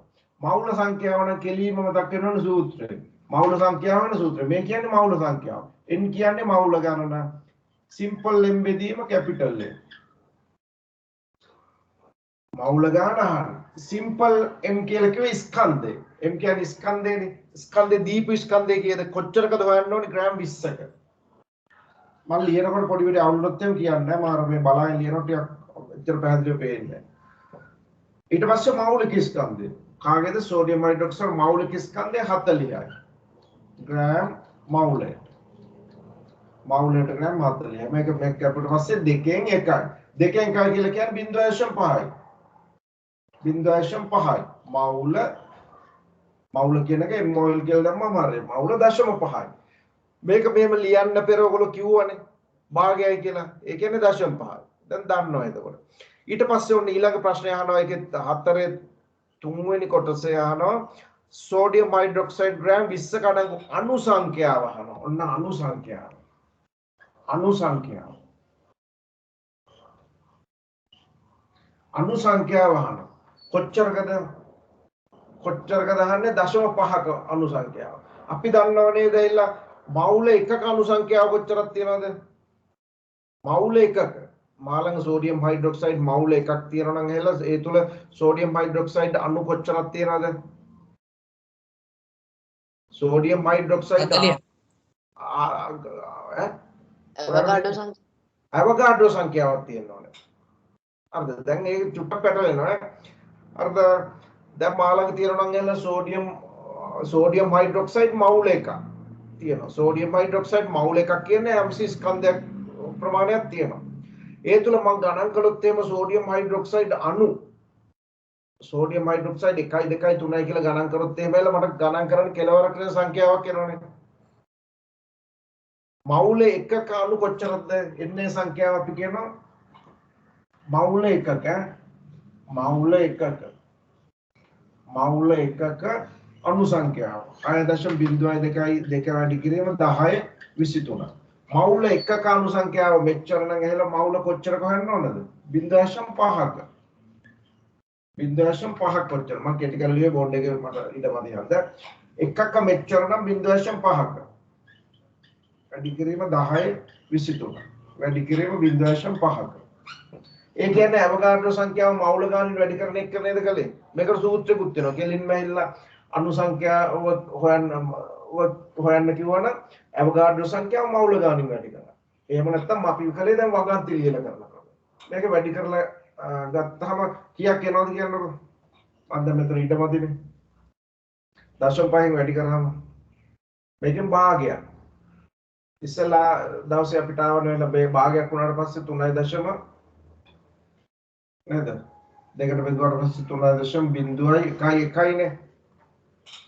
වෙනසක් තියෙනවා කියන්නේ 10 23. මවුල එකක මෙච්චර නම් එලා භාගයක අණු සංඛ්‍යාව තමයි හෙව්වේ.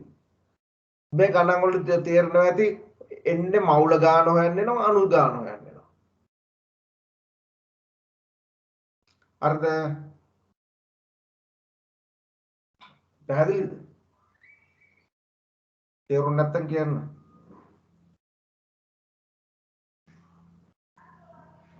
දැන් මේ පාඩම් මම ඇහලා මේ ඔන්ලයින් නොකරම හිටියේ ඔය හේතුව නිසා ඇවිල්ලා. දැන් මේක පොඩි දෙයක් වුණත් එලා අපි පන්තිය කරා නම් ඇහලා හොඳ උදාහරණ අරගෙන ළඟට ගිහිල්ලා තේරුණාද කියලා එක එක නම් අහගෙනනේ කරන්නේ.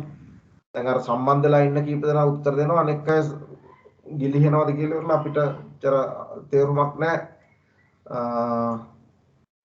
ඉන්න 112ක් වගේ ප්‍රමාණයක් ඉන්නේ. මෙතන මොනවා හරි ගැටලු තියෙනවා නම් අහන්නකෝ මට කියන්නකෝ.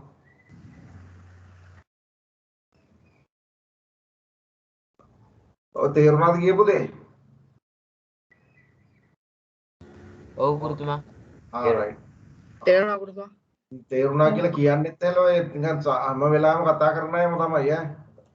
අනිත් අයත් ඇවිල්ලා මේක උත්සාහ කරන අමාරු දෙයක් නෙවෙයි කියන කාරණේ තේරුම් ගන්න ඕනේ. මීට වඩා ඔව් අමාරු ගණන් හදනවනේ එilla ඕගොල්ලෝ ගණිතයේදී හැමත් ඇවිල්ලා මෙතන අර සුළු කිරීම තමයි ගැටලු වෙන්නේ. ඕගලන්ට දැන් මෙතන ගන්න තියෙන්නේ මවුල ගාන හොයන්නද අණු ගාන හොයන්නද? අණු ගානක් යවුවා නම් ඇවිල්ලා එතෙන්දී අවගාඩ්‍රෝ සංඛ්‍යාව ගන්නවා. නැත්නම් පරමාණු ගාන යන්න කිව්වත් ඇවිල්ලා ඒ අවගාඩ්‍රෝ සංඛ්‍යාව සමානව ගන්නවා කියන එක. ඊට පස්සේ තුන්වෙනි අපි හතරවෙනි කොටස තියෙනවා ඒකෙම පස්සේ හරි හදන්න මේ ටික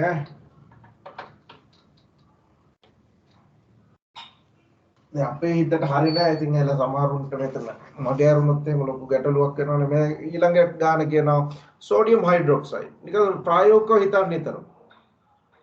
සෝඩියම් හයිඩ්‍රොක්සයිඩ් තියෙනවා මවුල 0.1ක් ගැනීමට කිරාගත්තේ සෝඩියම් හයිඩ්‍රොක්සයිඩ් ස්කන්ධය කොච්චරද කියලා අහනවා. හරිද? නිකන් හිතන්නේ ඉතින් මවුල 0.1යි අපිට ඕන. මවුල 0.1යි. 0.1යි. එහෙනම් මවුලයකින් 10න් පංගුවක් තමයි ඕන කරන්නේ. හරිද? මේක වගන්ති ලියලත් පුළුවන් මෙච්චර වද විදින්න ඕනේ නැහැ. මොකද්ද කරන්න ඕනේ ඇල්ලා? සෝඩියම් මවුල ගානක් දීලා මෞලික ස්කන්ධයත් හොයාගන්න පුළුවන් නම් ඇල්ලා කෙලින්ම ස්කන්ධේනේ අහන්නේ සෝඩියම් හයිඩ්‍රොක්සයිඩ්. අන්න අර කියන සූත්‍රය දානවා. මොකක්ද දාන්නේ? මේ සූත්‍රය දැම්මොත් කිසි දෙයක් ඇල්ල වගන්ති ලියන්න ඕනේ නැහැ. n සමාන m බෙදීම m. m බෙදීම m කිව්වට මෙතන සිම්පල් m යට කැපිටල් m කියලා කිව්වේ මොකද්ද? මෞලික ස්කන්ධ. කැපිටල් m කියන්නේ මෞලික ස්කන්ධ. ලොකු ස්කන්ධය කියන එක. හරිද? ඒක කැපිටල් අකුරෙන් දාන්න. මෞල ගාන දීලා තියෙනවද බලන්නකෝ. මෞල කොච්චරකද? මෞල ගාන දීලා තියෙනවා 0.1යි. එහෙනම් n දීලා තියෙනවද? m නේ හොයන්න තියෙන්නේ. ස්කන්ධය කොච්චරද කියලා හොයන්න තියෙන්නේ. ඒ වගේම සෝඩියම් හයිඩ්‍රොක්සයිඩ් වල මෞලික ස්කන්ධය අපි කලින් හොයාගත්ත කොච්චරද? 40යි. මම ඒකක දාන්නේ ගැටලුවක් වෙන හන්ද අකුරු වැඩි වෙන හන්ද. ඊට පස්සේ මොකද්ද කරන්න පුළුවන්? මේක හරහට ಗುಣ කරාට පස්සේ m සමානයි 40 ಗುಣ කිරීම දශමයක. 0.1. කොච්චරක් වෙනවද? මේක දශමයක මේක එල්ලා කීය දෙන්නේ එතකොට?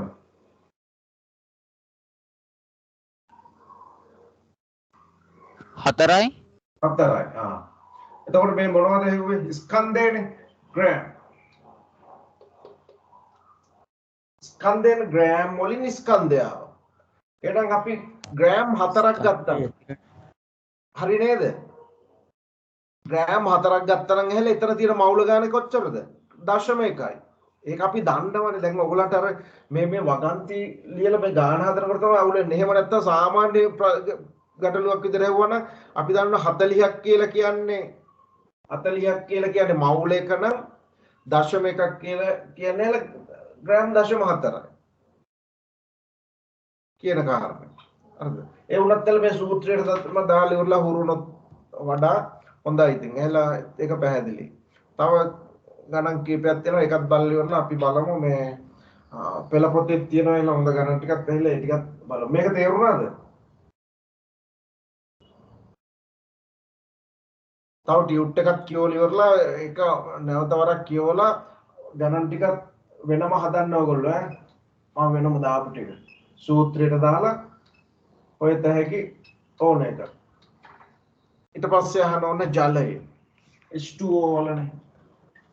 ජලය මොකක්ද දාන්නේ? මෞලික ස්කන්ධය කොපමණද කියලා. මෞලික ස්කන්ධය කොහොමද දැන් මේක හොයන්න ඕන නම් අපිට දීලා තියෙන්න ඕනේ H සමානයි 1යි කියලා. මෙයාගේ යන් ටික දෙනවා. ඉතින් ඔය කටපාඩම් කරන්න ඕනේ. හැබැයි ඉතින් මතක හිටිනවා. O සමානයි 16යි කියලා දෙනවා. මෞලික ස්කන්ධය හොයන්නේ කොහොමද? මෙයාගේ සාපේක්ෂ අණුක ස්කන්ධයනේ හොයන්නේ කොච්චරද කියලා. මේකට ලැබෙන අගේ හොයනවා. කීයද කියලා. එහෙනම් සාපේක්ෂ අණුක ස්කන්ධය හොයනවා. සමානයි කීයද? H ව 2යි එකතු කිරීම 16යි 18යි. මේ හෙව්වේ සාපේක්ෂ අණුක ස්කන්ධයනේ. මෞලික ස්කන්ධය සමානයි මෞලික ස්කන්ධය කියලා කියන්නේ මේකට මෞලයට ග්‍රෑම් වලින් ප්‍රකාශ කරා. මෞලයට ග්‍රෑම් 18යි. ඔන්න මෞලික ස්කන්ධය හෙව්වා. එක මෞලික ස්කන්ධය. ඊට පස්සේ කියනවා ග්‍රෑම් 90ක ජලයේ ග්‍රෑම් 90ක අඩංගු ජල අණු සංඛ්‍යාව. මෙතන මෞල කියන ගානක් නැහැනේ. ජල අණු ගාන තමයි අහලා තියෙන්නේ. ජල අණු කීයක් තියෙනවද කියලා. හරිද? දැන් අපි දන්නවනේ නේද? එක මවුලයක අණු කීයක් තියෙනවද? එක මවුලයක අණු ජලයේ මවුලයක් මගේ අතේ තියෙනවා මම ගණන් කරොත් එමෙයිල අණු අවගාඩ්‍රෝ සංඛ්‍යාව. ගණන් කොච්චර තියෙනවද? අවගාඩ්‍රෝ සංඛ්‍යාව. සංඛ්‍යාවක් තියෙනවා. එහෙනම් අපි මෙහෙම ලියන්නත් පුළුවන් වගන්තියක් විදිහට එක මවුලයක අණු 6.02 වැඩි කිරීම 10 23යි නේ 23. එහෙනම් මවුල කොච්චරකද? මවුල ගාන දීලා තියෙනවද? තාම එල්ල ඒකට ගන්න අපි මවුල ගාන හොයලා ඉන්න ඕනේ නේද මේකේ? ඔව් ගුරුතුමා. ග්‍රෑම් 90ක කියන දැන් මෙතෙන්ට එන්න පෙර මේක දන්නවා අපි මේ ගාන කොච්චරද කියලා. හැබැයි කොච්චර ප්‍රමාණයකද? 18ක නෙවෙයිනේ 90ක. මෙතෙන්ට එන්න පෙර ඇහිලා අපි හොයාගෙන ඉන්න ඕනේ මවුල ගාන කොච්චරද කියලා. ජල මවුල ගාන. එහෙනම් H2O ග්‍රෑම් 90ක් කියලා කියන්නේ. ග්‍රෑම් 90ක් කියලා කියන්නේ මවුල කොච්චරද කියලා කියන්නේ. ග්‍රෑම් 90ක් කියලා කියන්නේ මවුල. මූල පහයි. 5ක්. එහෙනම් මවුල කීයද? මවුල 5යි. මවුල 5යි කියලා ගත්තනේ 18 ඒව 5ක් වෙනවනේ. හරිද? හරි ගුරුතුමා. 5යි. හරිද? එහෙනම් අපි දන්න ඕන දැන් අර ප්‍රකාශනය ලියත හැකි. මුලින් මොනවා කරන්නත් ග්‍රෑම් වලින් තියලා අපිට ගාන හදන්න බෑ. මවුල වලට හරව ගන්න ඕනේ. එහෙනම් එක මවුලයක අණු කොච්චරද 6.02 වැඩි කිරීම 10 23. එක මවුලයක අණු කොච්චරක් තියෙනවද? මේ ප්‍රමාණය තියෙනවා. එහෙනම් මවුල 5ක අණු කොච්චරක්ද? 6.02 වැඩි කිරීම 10 23 වැඩි කිරීම 5. හරි නේද? දැන් මේ මොකක්ද දෙන්නේ? අණු ගානක් නේ අහන්නේ. අවගාඩ්‍රෝ සංඛ්‍යාව මවුල ගානින් වැඩි කරනවා. අර ඉස්සෙල්ලා සූත්‍රයක් දුන්නේ ඒකයි. මේ වගන්ති ලියන්නේ නැතුව කෙලින්ම ඇහිලා ඒක දැම්මනම් හරි. අවගාඩ්‍රෝ සංඛ්‍යාව මවුල ගාන. මවුල ගාන එකපාරට හොයන්න බැරි නිසා මෙතන දීලා නැති නිසා අපි හොයාගත්තා. 90 ඒ කියලා දීලා තියෙන ස්කන්ධය බෙදුව මෞලික ස්කන්ධය. මෞලික ස්කන්ධය හෙව්වනේ. මේ ස්කන්ධය මෞලික ස්කන්ධය බෙදුවට පස්සේ මවුල ගාන ලැබුණා. ඒ මවුල ගාන තුල තියෙන අණු සංඛ්‍යාව වෙනවා. මොන සංඛ්‍යාවද? ජලයේ අණු සංඛ්‍යාව. කොච්චරද? මේ දැන් ගුණ කරන එක මේ ගණිතයේ තියෙන මෙතන. දෙවරප්පා 10 බිංදුව එකක් විතරුයි. ඊට පස්සේ දෙවරප්පා 10ක 11යි. 11යි හරිනේ. හරප්පා 30යි. 10 23 වෙනි බලයේ ඉස්සලාම 3.1 වැඩි කිරීම 10 24යි කියලා හදලා ලියනවා. අද මොනවාරි වෙනසක් වුණොත් එහෙම ලියනකොට කියන්න ඕනේ. දැන් මේ බලන්න. දැන් ඕක ওই විදිහට දුන්නොත් හරි.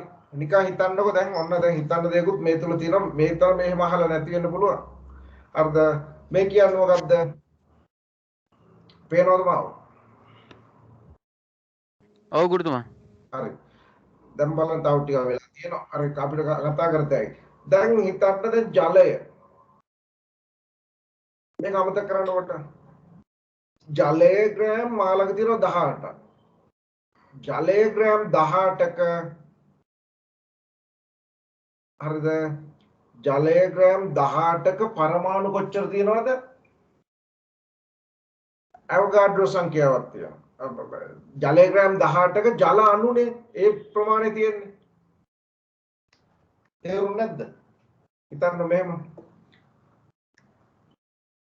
ජලය මෙතන ඔක්සිජන් පරමාණු කියලා හිතන්නකො. ඔක්සිජන් පරමාණු. මේ තියෙන හයිඩ්‍රජන් පරමාණු දෙක. ඒ කියන්නේ ජලය ග්‍රෑම් 18ක නැත්නම් ජලයේ මවුලයක් ගත්තොත් එහෙම. ජලයේ මවුලයක මෙන්න මේ වගේ අණු නේද තියෙන්නේ 6.02 වැඩි කිරීම 10 23 වෙනි බලයේ ප්‍රමාණය. මේක ජල අණුවක් නම් හරිද? මෙන්න මේ වගේ අණු තියෙනවා 6.02 වැඩි කිරීම 10 23 වෙනි බලයේ ප්‍රමාණය. ඒ වගේ අණු ඔන්න ඔය ප්‍රමාණයක් තියෙනවා. ඒ කියපු දේ තේරුණාද? ඔව් ගුරුතුමා. හරි. ඒ ප්‍රමාණය තියෙනවා. දැන් කවුරු හරි ඇහුවොත් එහෙම එන්න මේ මවුලය තුල තියෙන ඒ කියන්නේ ජලයේ ග්‍රෑම් 18 තුල තියෙන හයිඩ්‍රජන් පරමාණු කොච්චර තියෙනවද කියලා. ඇවෝගාඩ්‍රෝ ප්‍රමාණය 2කින් වැඩි කරනවා. අන්න ඒක තේරුණාද? කියපු දේ. ඒ කියන්නේ දැන් මේ ජල අණුනේ තියෙන ඇවෝගාඩ්‍රෝ සංඛ්‍යාවකේ මවුලය තුල හරිද? දැන් ඕක තුල තියෙන ඔක්සිජන් පරමාණු සංඛ්‍යාව ගත්තත් ඇවිල්ලා කොච්චරද? ඇවෝගාඩ්‍රෝ ප්‍රමාණය. සංඛ්‍යාව ප්‍රමාණයමයි. දැන් හිතන්න බැලුමක නැත්තම් බීකරයක තියෙනවා කියලා ජලයේ මවුලේ ප්‍රමාණයක්. ඒ තුල අපි අණු ගණන් කළොත් එහෙමලා අණු තියෙනවා ඇවෝගාඩ්‍රෝ සංඛ්‍යාවක්. ඒ අණු ගානටම සමානයි නේද? එක අණුවක තියෙන ඔක්සිජන් පරමාණු සංඛ්‍යාව ඒ ප්‍රමාණය නිසා ඒ තුල තියෙන ඔක්සිජන් පරමාණු ගානත් ඇවෝගාඩ්‍රෝ සංඛ්‍යාවට සමානයි. ඒ වුණාට එක අණුවක හයිඩ්‍රජන් පරමාණු කී දෙනෙක් ඉන්නවද? දෙන්නෙක්. දෙන්නෙක් ඉන්න නිසා ඒ ප්‍රමාණය තුල ඒ කියන්නේ ඒ ජලයේ ග්‍රෑම් 18 තුල නැත්තම් මවුලය තුල හයිඩ්‍රජන් පරමාණු අර ඇවෝගාඩ්‍රෝ සංඛ්‍යාවකේ දෙගුණයක් එනවා කියන කාරණය. හරිද? දැන් හිතන්නකෝ මෙහෙම ඒකත් මේක හොඳට තේරුම් ගන්න. ඔහොම ප්‍රශ්නත් එන්න පුළුවන් ඈ. ඒ තුල තියෙන අණු ගානක් කෙලින්ම ඇහුවොත් එහෙල ගැටලුවක් නැහැ. ඒක වැඩි කරලා ගත්ත හැකි. ඒ තුල තියෙන අර අනිකුත් ඒක හැදිලා තියෙන අනිකුත් පරමාණු ගාන ඇහුවොත් එම් ගැටලුවක් එන්න පුළුවන්. දැන් හිතන්න මෙහෙම ඇවිල්ලා ගත්තොත් එම සොසේජස් බනිස් තියෙනවනේ. සොසේජස් බනිස් වල සාමාන්‍යයෙන් හිතන්න ඒ සොසේජස් බනිස් එකකට සොසේජස් දෙකක් දාලා තියෙනවා කියලා. බනිස් එකට සොසේජස් දෙකක් දාලා තියෙනවා. සොසේජස් බනිස් මවුලයක් තියෙනවා කියලා හිතන්න. ලොකු සංඛ්‍යාවනේ. සොසේජස් බනිස් මවුලයක් තියෙනවා. එතකොට සොසේජස් බනිස් මවුලයක සොසේජස් බනිස් මවුලයක සොසේජස් බනිස් කොච්චරක් තියෙනවද?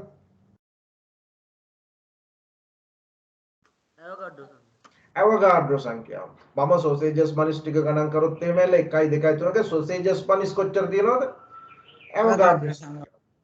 ඔය තුල බනිස් කොච්චර තියෙනවද?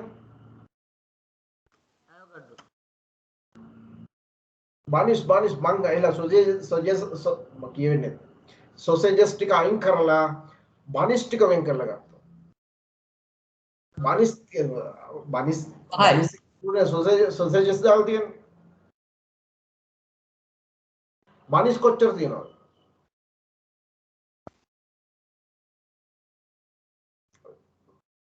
පහයි. නෑ මවුලය සොසේජස් බනිස් මවුලයක් තියෙනවා. සොසේජස් බනිස් මවුලයක් කියලා කියන්නේ ඇවෝගාඩ්‍රෝ සංඛ්‍යාවක සොසේජස් බනිස් ප්‍රමාණයක් තියෙනවනේ. හරිද? ඔය තුල තියෙන සොසේජස් කොච්චරද කියනකො නැත්තම් ගණන් කරොත් එහෙම. ඇවෝගාඩ්‍රෝ සංඛ්‍යාව එකට දෙකක් දාලා තියෙනවා සොසේජස්. ඇවෝගාඩ්‍රෝ සංඛ්‍යාවකේ දෙගුණයක්. ගුණයක් තියෙනවා ඒ ප්‍රමාණය තියෙනවා.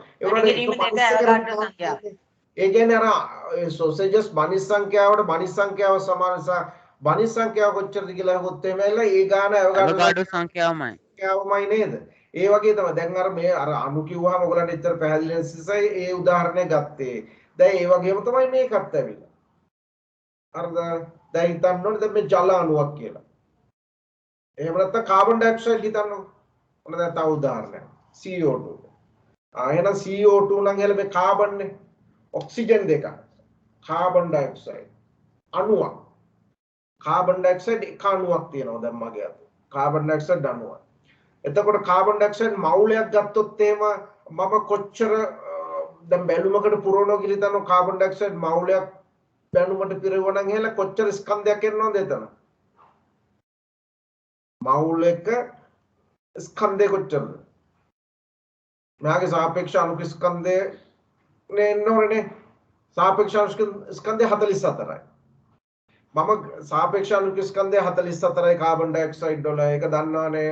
ඒ කියන්නේ සාපේක්ෂ අණු ස්කන්ධයට සමාන ස්කන්ධයක් මම ගන්නවා කිරලා ගන්නවා.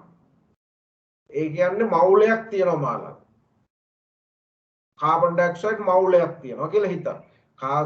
කාබන් ඩයොක්සයිඩ් මවුලයක් තියෙනවා. ඒ කාබන් ඩයොක්සයිඩ් මවුලේ හැදිලා තියෙන මේ වගේ කොච්චර ප්‍රමාණයක් එකතු වෙලාද? ඇවෝගාඩ්‍රෝ ප්‍රමාණයක්. ඒ කියන්නේ මේ වගේ අණු ඇවෝගාඩ්‍රෝ සංඛ්‍යාවකින් තමයි ඒක පිරලා තියෙන්නේ. ඇවෝගාඩ්‍රෝ සංඛ්‍යාවකින්.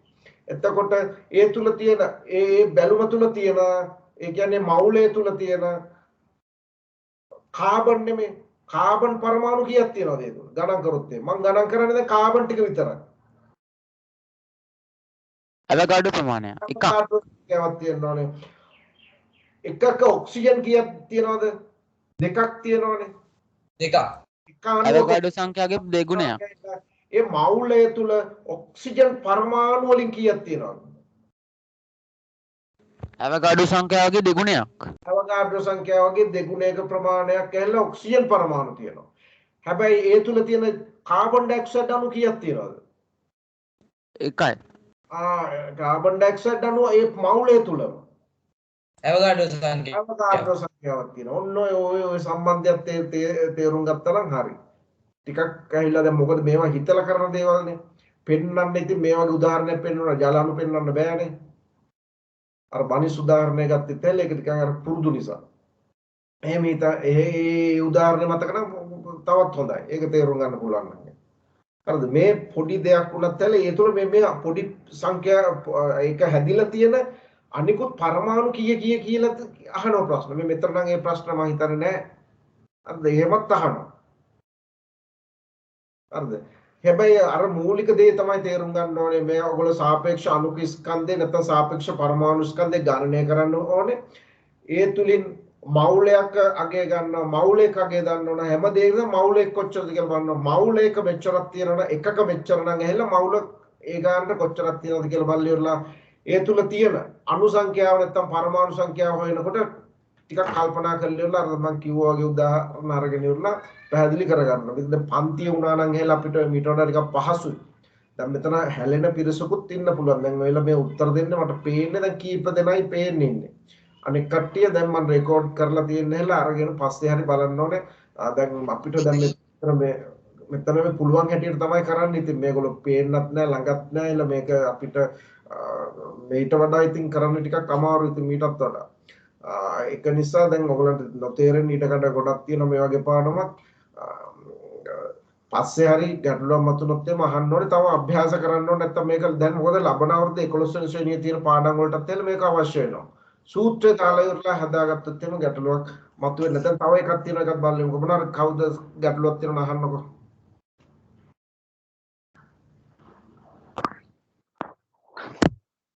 සංදේශ ගැටලුවක්ද නැහැ. රයිට් එහෙනම් තව එකක් අපි බලමු. දැන් ලේසි. දැන් මම හිතන්නේ තේරුම් ගන්න චර අමාරු වෙන එකක් නෑ. අර ඔන්න ඒව එකක් තියෙනවා මේකේ නේ. බලමුකෝ. ඔන්න බලමු. දැන් ඔක්කොම අමතක කරලා ඉතින් දැන් ආයෙ මුලින් ඉඳන් බලමුකෝ අපි ඒක.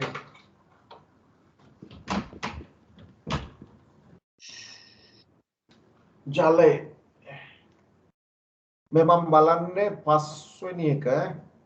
පහේ ඒ ඉස්සලා හදපු එකමයි H2O වල ග්‍රෑම් 90ක අණු සංඛ්‍යාව අපි හොයාගත්තානේ. Oxygen gram 90 oxygen sorry H2O මට දැන් මේ හරි අමාරු වෙලා මේ H2O 90යි ග්‍රෑම් 90ක හයිඩ්‍රජන් පරමාණු කොච්චරද කියලා අහනවා. हाइड्रोजन परमाणु संख्या हाइड्रोजन परमाणु संख्या हाइड्रोजन परमाणु संख्या මේක ඔය ලිව්වේ නැත්තත් එහෙලා අපි නිකන් හදමුකෝ. දැන් බලන්න. H2O ඒ කියන්නේ ජලය ග්‍රෑම් 90ක් කියලා කිව්වේ ග්‍රෑම් 90ක් තියෙනවා. මවුල කොච්චරද උතන ඉස්සලා කිව්වේ? 5යි. මවුල 5යි. මවුල 5යි. ඒ කියන්නේ දැන් එක මවුලයක අපි දන්නවනේ ඇහිලා එක මවුලයක තියෙනවනේ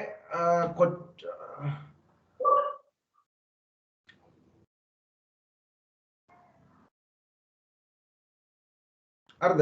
එක මවුලයක H2O අණු කොච්චර තියෙනවා කියලා කිව්වද? 3.5 අවකාඩෝ බිඳුවයි එක මවුල එක එච්චරක් තියෙනවා. මවුල පහක 3.1 ගුණ කිරීම 24. මවුල පහක H2O අණු ඉස්සෙල්ලා හෙවුවනේ කීයද උත්තරේ මට මතක නෑ දැන් කීයද කියලා. 3.01 වැඩි කිරීම 10න් 24 කීයද කීයද කියන්නකෝ. 3.01 ඔව් 0.11 0.11 වැඩි කිරීම වැඩි 10. කිරීම 24 දැන් මේ හොයාගත්තේ මොකද්ද? මවුල පහක. එහෙනම් H2O මවුල පහක H2O අණු මෙච්චරක් තියෙනවා. මවුල පහක H2O අණු. එතකොට අහන්නේ මොකද්ද මෙතන? හයිඩ්‍රජන් අණු කොච්චර තියෙනවද කියලා. හයිඩ්‍රජන් අණු කීයක් තියෙනවද කියලා. දෙකක් එක අණුවක ගත්තොත් එම හයිඩ්‍රජන් පරමාණු නෙමෙයි අහන්නේ. අණු කීයක් තියෙනවද කියලා. හරිද? H2O එක අණුවක හයිඩ්‍රජන් අණු කීයක් තියෙනවද? දෙකයි. හයිඩ්‍රජන් පරමාණු නෙමෙයි. හයිඩ්‍රජන් පරමාණු නම් දෙකක් තියෙනවා. හයිඩ්‍රජන් අණුවක් විතර ගත්තොත් මේ H2O ඒවා මේ. හරිද? හයිඩ්‍රජන් අණු කීයක් තියෙනවද එකක? හැවගාඩෝ සංඛ්‍යාව වගේ දෙගුණයක්. නෑ එකක මං කිව්වේ එක අණුවක ගත්තොත් එම් හයිඩ්‍රජන් අණු කීයද? එකයිනේ. එකයි. ඔව්. හයිඩ්‍රජන් අණු වලින් ඇහුවොත් එහෙම මෙතන මොනවද අහන්නේ? මට කියන්නකෝ අහන දේ මොකද්ද කියලා. හයිඩ්‍රජන් පරමාණු කියලා තියෙන්නේ. ඔව් ගුරුතුමා. right. එහෙනම් හරි ඈ. right. දැන් බලන්න. හයිඩ්‍රජන් අණු නම් කීයක් තියෙනවද? අපි නිකන් ගාන ගත්තත් ඇහලා නිකන් හිතට හැගෙන. එක අණුවක අණු නම් එකයි හයිඩ්‍රජන් අණු වලින් ගත්තොත් එම එකයි. ඒ වුණාට එක අණුවක හයිඩ්‍රජන් පරමාණු කොච්චරක් තියෙනවද? දෙකක් පරමාණු දෙකක් තියෙනවා. ඒක තේරුණානේ. ඔයගොල්ලෝ කියනකොට දැන් මේක බලලා කියනකොට මම ටිකක් පැටලෙන්න පුළුවන් මේ කියන. එහෙනම් එක අණුවක H2O අණුවක හයිඩ්‍රජන් පරමාණු දෙකක් තියෙනවා. හයිඩ්‍රජන් පරමාණු දෙකයි. එතකොට එහෙමනම් ඇහිලා මවුල පහක ගත්තොත් එහෙම ඇහිලා හයිඩ්‍රජන් පරමාණු කොච්චර තියෙන්න ඕනද? 10ක්. දැන් මේ නෑනේ.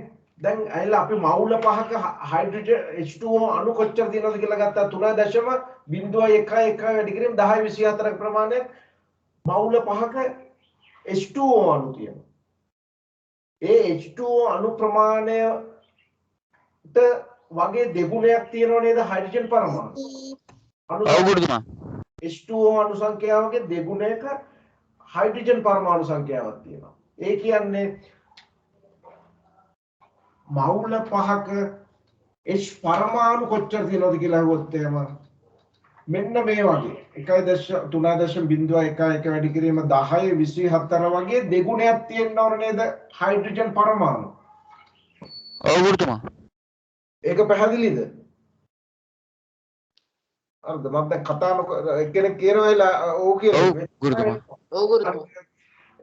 ඒක එහෙමනම් දැන් ඒ ගාන තමයි එන්න ඕනේ. මේක පහින් වැඩි කරාට පස්සේ එන ගාන තමයි මෙන්න මේ ඒ මවුල පහක තියෙන හයිඩ්‍රජන් පරමාණු සංඛ්‍යාව ගත්තොත් තියෙන්නේ. ඒ මවුල පහේ තියෙන ඔක්සිජන් පරමාණු සංඛ්‍යාව කොච්චරද? එකයි. අවකාඩෝ සංඛ්‍යාව. එක අණුවකනේ මවුල පහක 3.01 වැඩි කිරීම 10/24ක් ඒ කියන්නේ මවුල පහක තියෙන හයිඩ්‍රජන් H2O පරමාණු H2O අණු සංඛ්‍යාවට සමාන මවුල පහක තියෙන ඔක්සිජන් පරමාණු සංඛ්‍යාවත් සමාන වෙනවා. තේරුණාද? ඔව්. ඔව් ගුරුතුමා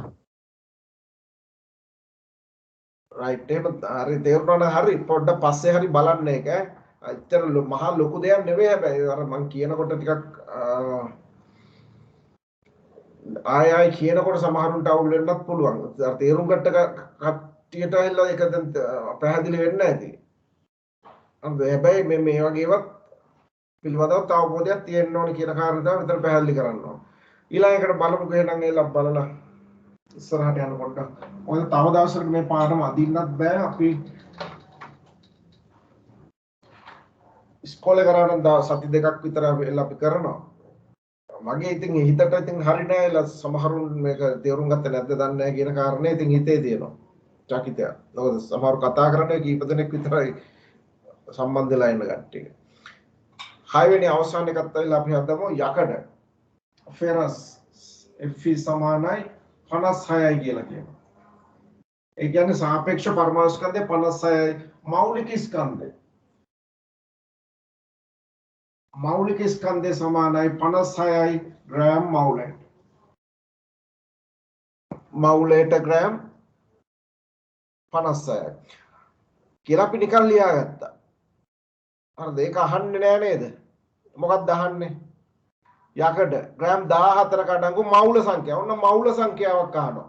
මෞල සංඛ්‍යාවක් කීපෙටි අනම්මනම් ඕනේ නැහැ. හොඳට මතක තියාගන්න මෞල ගානක් කියවනම් n සමානයි සිම්පල් m සිම්පල් M බෙදීම කැපිටල් M. මතක තියාගන්න.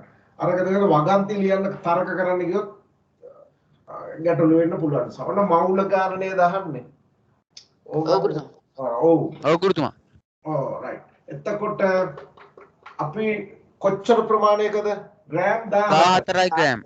එන්නේ ස්කන්ධය ලියනවා මෙතන 14යි ග්‍රෑම්. මෞලික ස්කන්ධය අපිට හොයාගෙනම තියෙනවා කොච්චරද? 56යි මෞලයට ග්‍රෑම් මෞලයට. මෞලයට ග්‍රෑම් 56. එච්චරයි මෞල ගාන එනවා. මේක බෙදුවට පස්සේ කොච්චර පංගුවක්ද කියලා. අද මේක හතරෙන් පංගුවක් වගේ නැත්තේනේ. එහෙම නේද? දශම ඔව් ගුරුතුමා. 0.25ද? ඔව් ගුරුතුමා. දශම 2.5යි මෞල. ඒ කියන්නේ මෞල දශම 2.5යි. මෞල කාලයි. ඒ කියන්නේ ග්‍රෑම් 14ක් කියන්නේ කාලයි. ඒක දැන් මේක දැන් සරල ඒව තේරෙනවා දැන්. ඒ කියන්නේ ඊට පස්සේ අහන ඕන ප්‍රශ්නයක් ග්‍රෑම් 14 අඩංගු පරමාණු සංඛ්‍යාව. යකඩ පරමාණු සංඛ්‍යාව අහනවා. ඒව ලේසි දැන්. අවගාඩෝ සංඛ්‍යාව වැඩි කිරීම මෞල ප්‍රමාණය.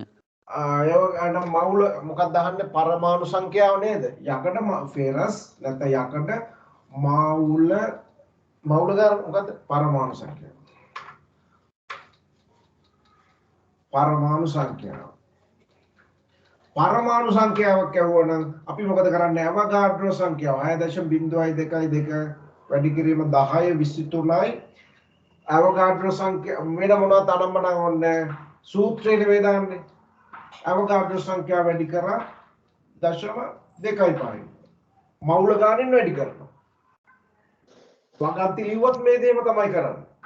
මෞල ගානින් වැඩි කරාට පස්සේ පිළිතුර ලැබෙනවා. එලා ඔයගොල්ලෝ මේක ගුණ කරලා උත්තර ලබාගෙන ඒ තුල තියෙන පරමාණු සංඛ්‍යාව කොච්චරද කියලා ඉවරලා එනවා. හරිද? එතකොට එලා මෙන්න මේ අවගාඩ්‍රෝ සංඛ්‍යාවෙන් 4න් පංගුවක වගේ ප්‍රමාණයක් තමයි එලා පරමාණු සංඛ්‍යාව තියෙනවා. දැන් ඒ ටියුට් එකේ කොටස අවසන් පොතේ තියෙන හොඳ අභ්‍යාස කීපයක් ඇවිල්ලා ඒක පොඩ්ඩක් බලන්න ඕනේ. තව විනාඩි 5ක් තියෙනවා ඈ. විනාඩි 5ක් තියෙනවා. ඒ ටිකේ බලමු අයින් වෙන්න එපා.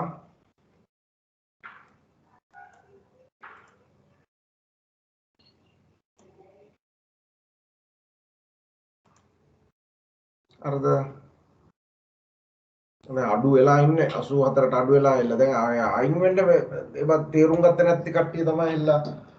මොකද මේ වගේ පාඩම් ඉල්ලා හිතන්නත් ඕනේ ඇයිලා පාඩමත් එක්ක දිගටම සම්බන්ධ වෙලා හිටිය නැත්නම් ඇයිලා තේරුම් ගන්න නැත්නම් දැන් මේ අපිට සම්බන්ධ වෙලා ඉන්න කට්ටියට යම් කිසි අවබෝධයක් ලැබෙන්නේ නැති. ඒක නිසා මේ ඉන්න පොඩ්ඩක් මම ආයේ ඉන්න ලිස්ට් එක ඩවුන්ලෝඩ් කරගන්නකම් 84 දෙනෙක් වගේ ඉන්නේ. තව තියෙන ඔයගලන්ට පෙළපොතේ තියෙන 133 සහ 34 වෙනි පිටුවේ තියෙන අභ්‍යාසය බලන්නකො දැන්. පේන්නේ නැත්නම් මම එතන ඇති ස්ක්‍රීන් එකේ බලමු කියලා.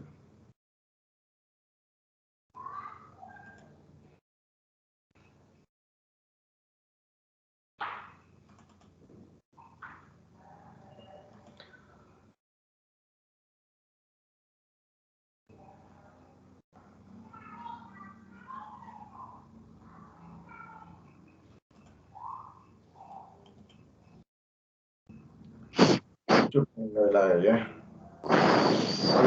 මේ වෙලාවේදී ඇවිල්ලා බලමු මං කියන්නම් අර වෙනස් කියන ගණන් වල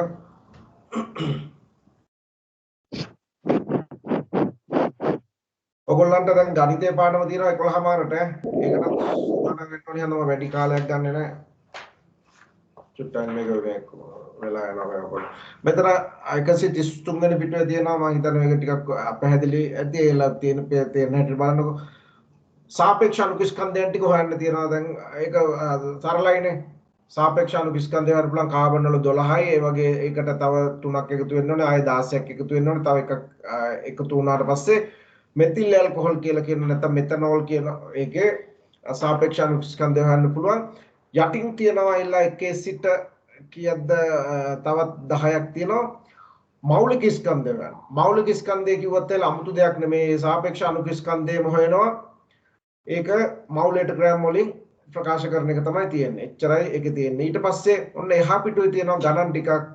මොකද්ද මේ කියන්නේ? මැග්නීසියම් ග්‍රෑම් 12ක අඩංගු මැග්නීසියම් මවුල ගන්න කොච්චරද කියලා. දැන් ඔය දැක්ක හැටි කියත හැකිනේ දැන්. mg සමානයි 24යි. 24යි කියලා කිව්වේ මවුල භාගයයි.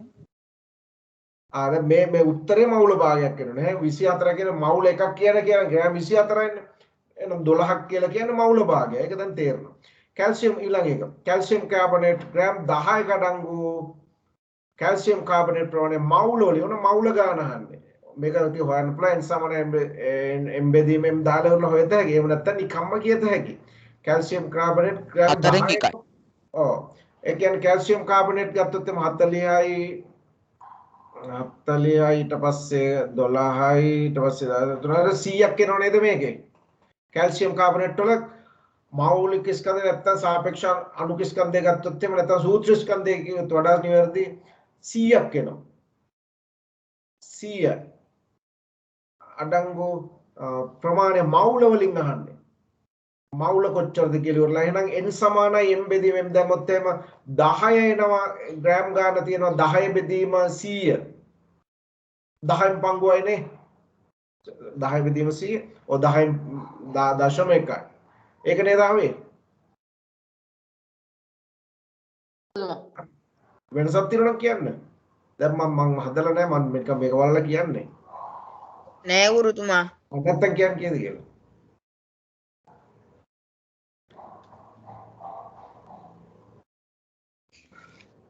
10 බෙදීම 100 ඔය 10 බෙදීම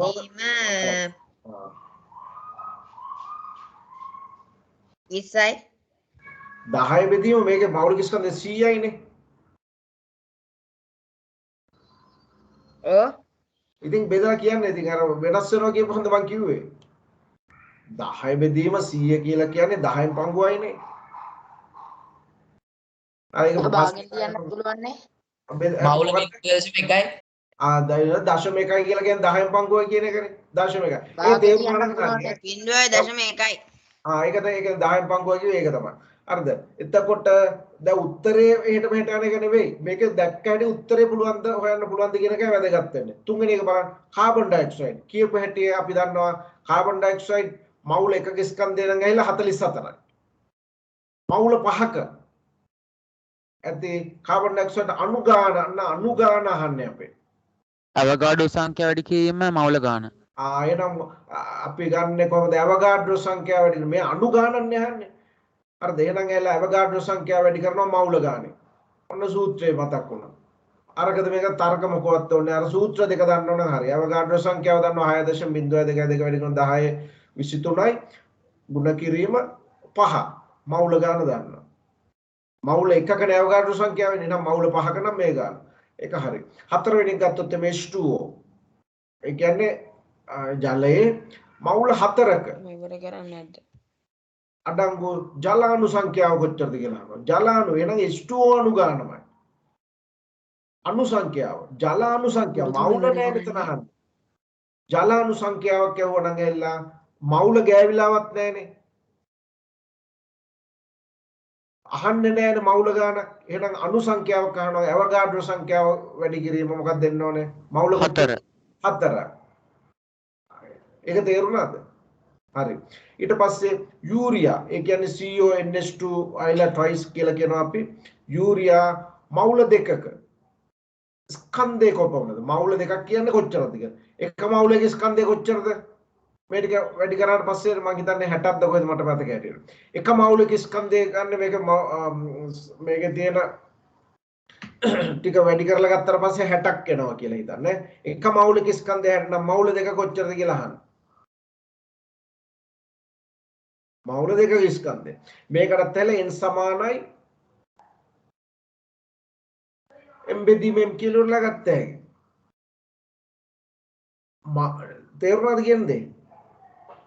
මට මෙතන ලියන්න විදියක් නැහැ. ස්කන්ධයනේ අහන්නේ කොච්චරද කියලා n සමානයි m බෙදීම m කියලා ගත්තහම n වලට දානවා 2යි. මවුල 2යිනේ. අහන්නේ ස්කන්ධයනේ සිම්පල් m අහන්නේ. යට කැපිටල් m විදියට තියෙනවා මෞලික ස්කන්ධය මේකේ අපි දන්නවා එක මෞලික ස්කන්ධයනේ මෞලික ස්කන්ධය කියලා කියන්නේ 60න් බෙදනවා. 2 සමානයි m බෙදීම 60 නම් ඇවිල්ලා මවුල දෙකක ස්කන්ධය වෙන්නේ ඇවිල්ලා නිකම්ම ගෙත හැකියලා 120යි කියලා ඉවරලා. හරිද? ඔන්න ওই ටික නා ඔයගලන්ට හදත හැකි. මෙන්න මේක ටිකක් අවුල් කරගන්නවා මෙන්න මේ 4 වෙනි එක. හරිද? පොඩි දෙයක් තියෙන්නේ. නික අහන්න බලන්නකො මේක 4 වෙනි එක. එන්නේ ඒකටයි මට එන්න ඕන කවදේ උනේ. ටිකක් ඉඳලා ඒකත් බලන්න. පහත දැක්වන එක් එක් සංයෝගයේ මවුල එක අඩංගු ඔක්සිජන් පරමාණු මවුල සංඛ්‍යාව කොච්චරද කියලා අහනවා. සඳහන් එක් එක් සංයෝගයේ මවුල එක ඔක්සිජන් පරමාණු සංඛ්‍යාව. මවුල එක වෙන්නේ මෙන්න මේක හොඳට මතක තියාගන්න. මවුල එක වෙන්නේ තැල මේ 90ක තියෙන ගානෙන්ම තමයි වැඩි වෙන්නේ. එක 90ක ඔක්සිජන් කොච්චර තියනවද? 3ක් තියනවා නම් මවුලයක් ගත්තත් ඇවිල්ලා ඒ මවුල සංඛ්‍යාව ගත්තත් ඇවිල්ලා මවුල තියෙන්නේ 3යි. එහෙනම් පළවෙනි එකේ ඇලුමිනියම් ඔක්සයිඩ් වල ඔක්සිජන් මවුල කීයක් තියනවද? 3ක් තියෙනවා. 3ක්. 90ක 3ක් තියෙනවා නම් මවුල එක තියෙන්නේ නැත්නම් මවුල 3යි. මවුල ගණනනේ අහන්නේ. හරිද? එහෙනම් දෙවෙනි එකේ ගත්තොත් එimhe ඔක්සිජන් මවුල දෙකක්. මේ ඔක්සිජන් ගාන ගණන් කරලා ලියවනම් හරි. තුන්වෙනි එකත් හරි. හතරවෙනි එකේ ඔක්සිජන් 2යි. පස්වෙනි එකේ ඔක්සිජන් කීයක් තියෙනවද කියලා බලන්න. 4ක්. 4යි 4 ඒවා කීයක් තියෙනවද? 8ක් තියෙනවා. 8ක් තියෙනවා. එක 90ක ඔක්සිජන් පරමාණු මේ ගාන තියෙනවා නම් එලා මවුලයක් ගත්තත් ඇවිල්ලා ඔය මවුල එලා 8ක්ම තමයි කාරණේ තමයි දෙන්නේ තියෙන්නේ. ඒක තමයි පොඩ්ඩක් ඔයගලන් තේරුම් ගන්න අමාරුවක් තියෙන අනිත් ගණන් කිසි ගැටලුවක් නැතුව හදන්න පුළුවන්. එලා එන්න ওই ටික තේරුණා නම් එලා හොඳ අවබෝධයක් තියෙනවා. ඔක අමතක නැතුව එලා තියාගන්න එහෙනම් එලා අපි ඔයගලන්ට දැන් ඊළඟ කොටසක් තියෙන නිසා පාඩම ගන්න පුළුවන්.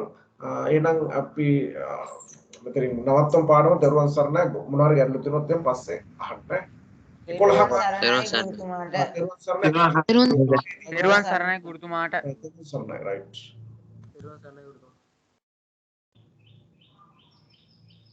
තෙරුවන් සරණයි ගුරුතුමා.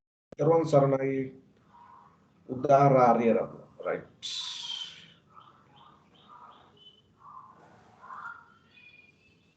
දැන් ලීව් වෙලා ගණිතයට සම්බන්ධ වෙන්නේ නැහැ.